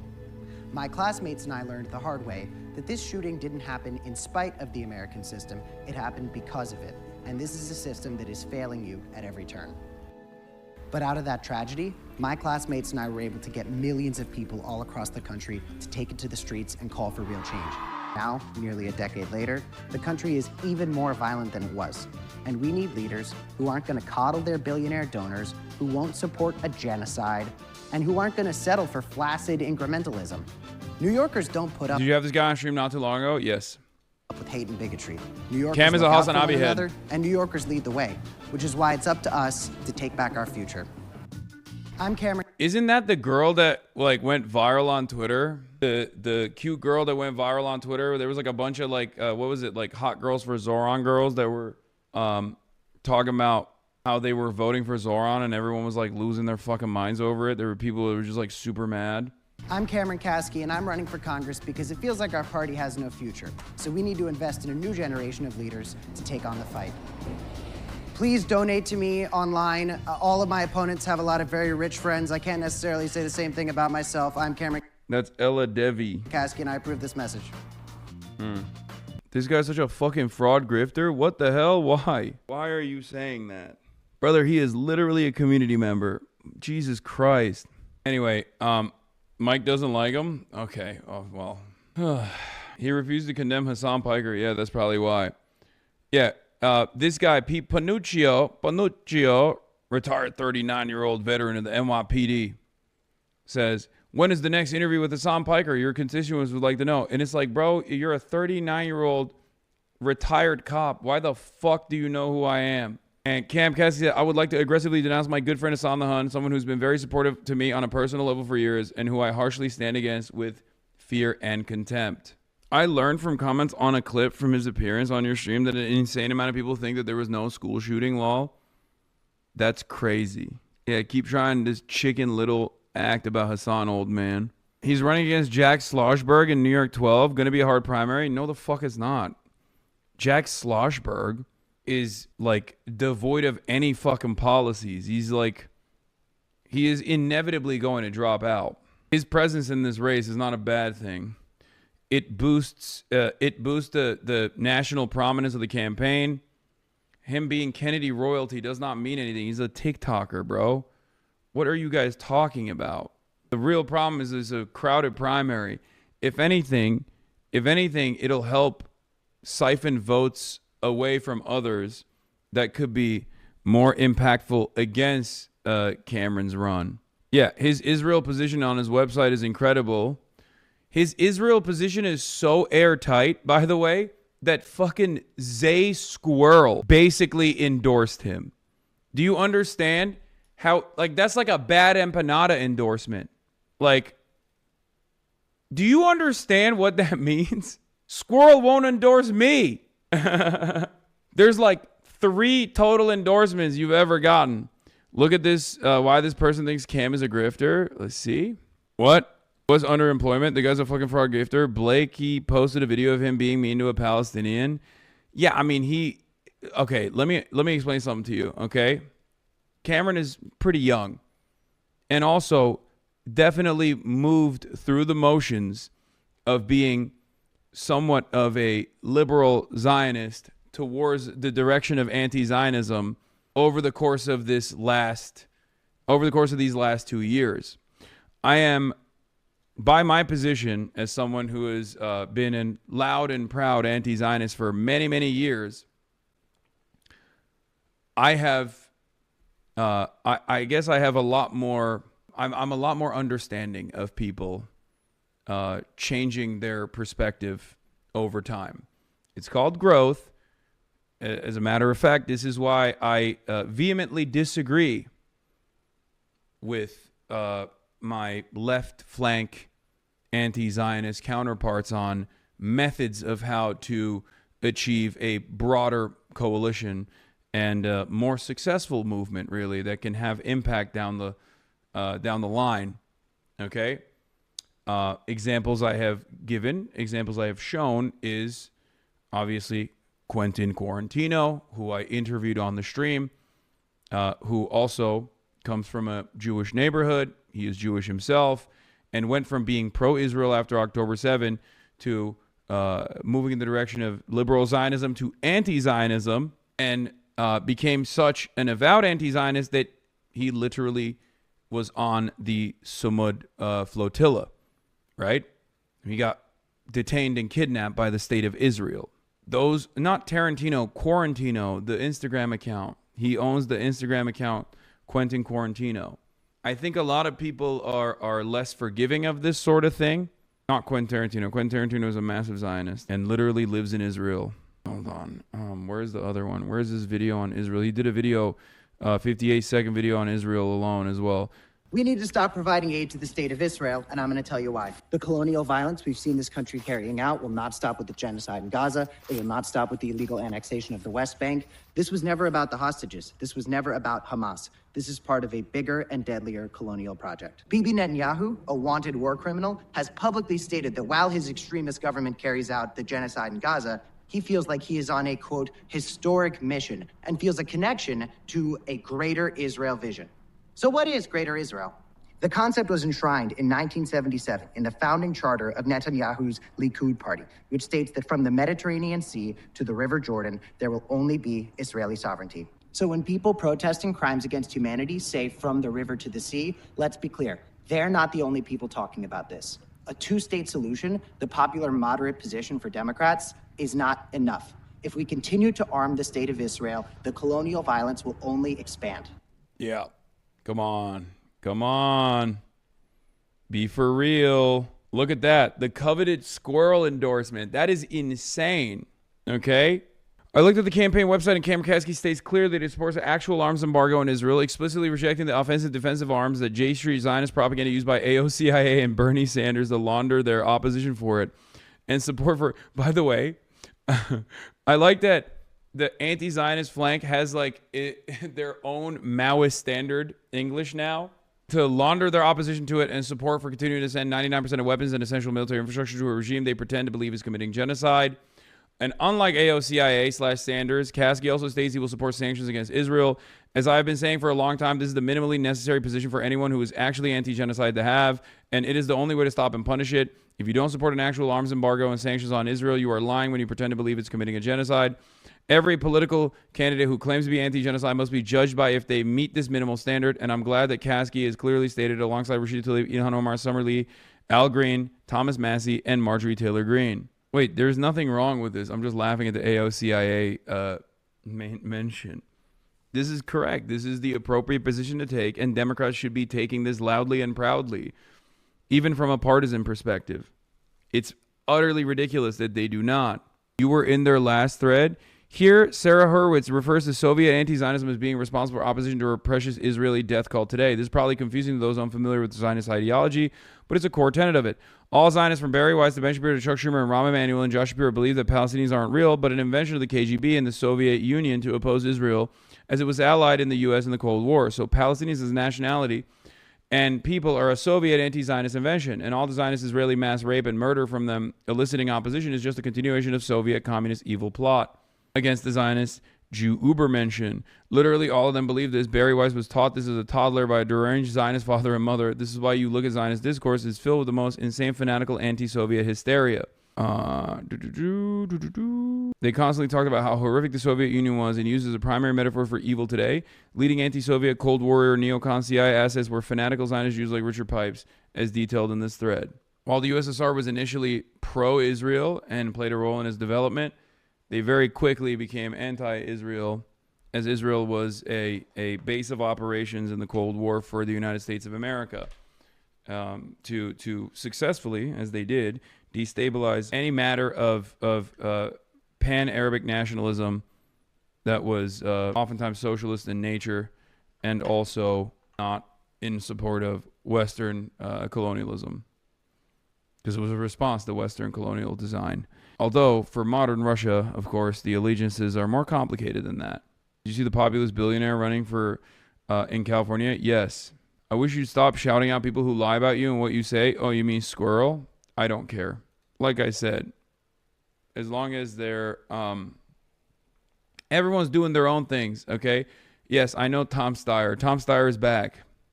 A favorite from the last primary season in the general election. Not this last one, but the one before in 2020. All right. Well, I think I'm going to have to cut it short today. There's no IRL portion today because I have to break down my setup and I have to get ready to travel. Later in the night, I might rip a Bilibili stream alongside my friends. I don't know who will be streaming in Hong Kong, if there is a night stream at all. But we are traveling to Hong Kong today. And then tomorrow at the same time, I'll be live from Hong Kong. And I'll be live from Hong Kong. And I will be going to Shenzhen tomorrow. The travel between Hong Kong and Shenzhen is like 15 minutes by train. So, very excited about that. No IRL stream on the way to the airport? No, there is no IRL stream on the way to the airport. That would be crazy. So yeah, no quandos.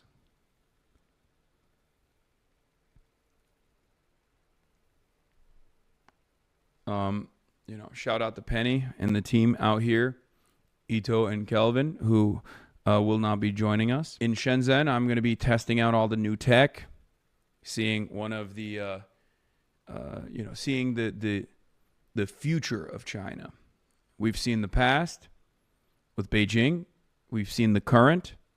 We've seen the harmony between East and West in Shanghai, and we've seen everyday real Chinese existence in not officially tier 1 style cities in Chongqing and also in Chengdu. And now we go to Hong Kong, which until last night I did not realize was not fully integrated into mainland China. I thought it was, but it's still considered a Western. It's still considered like a European city, basically. Are you going for a Macau day trip from Hong Kong? No. When you land back in LA, it's going to literally feel like you traveled back in time a couple decades. Rip, I know. Damn, this guy's good.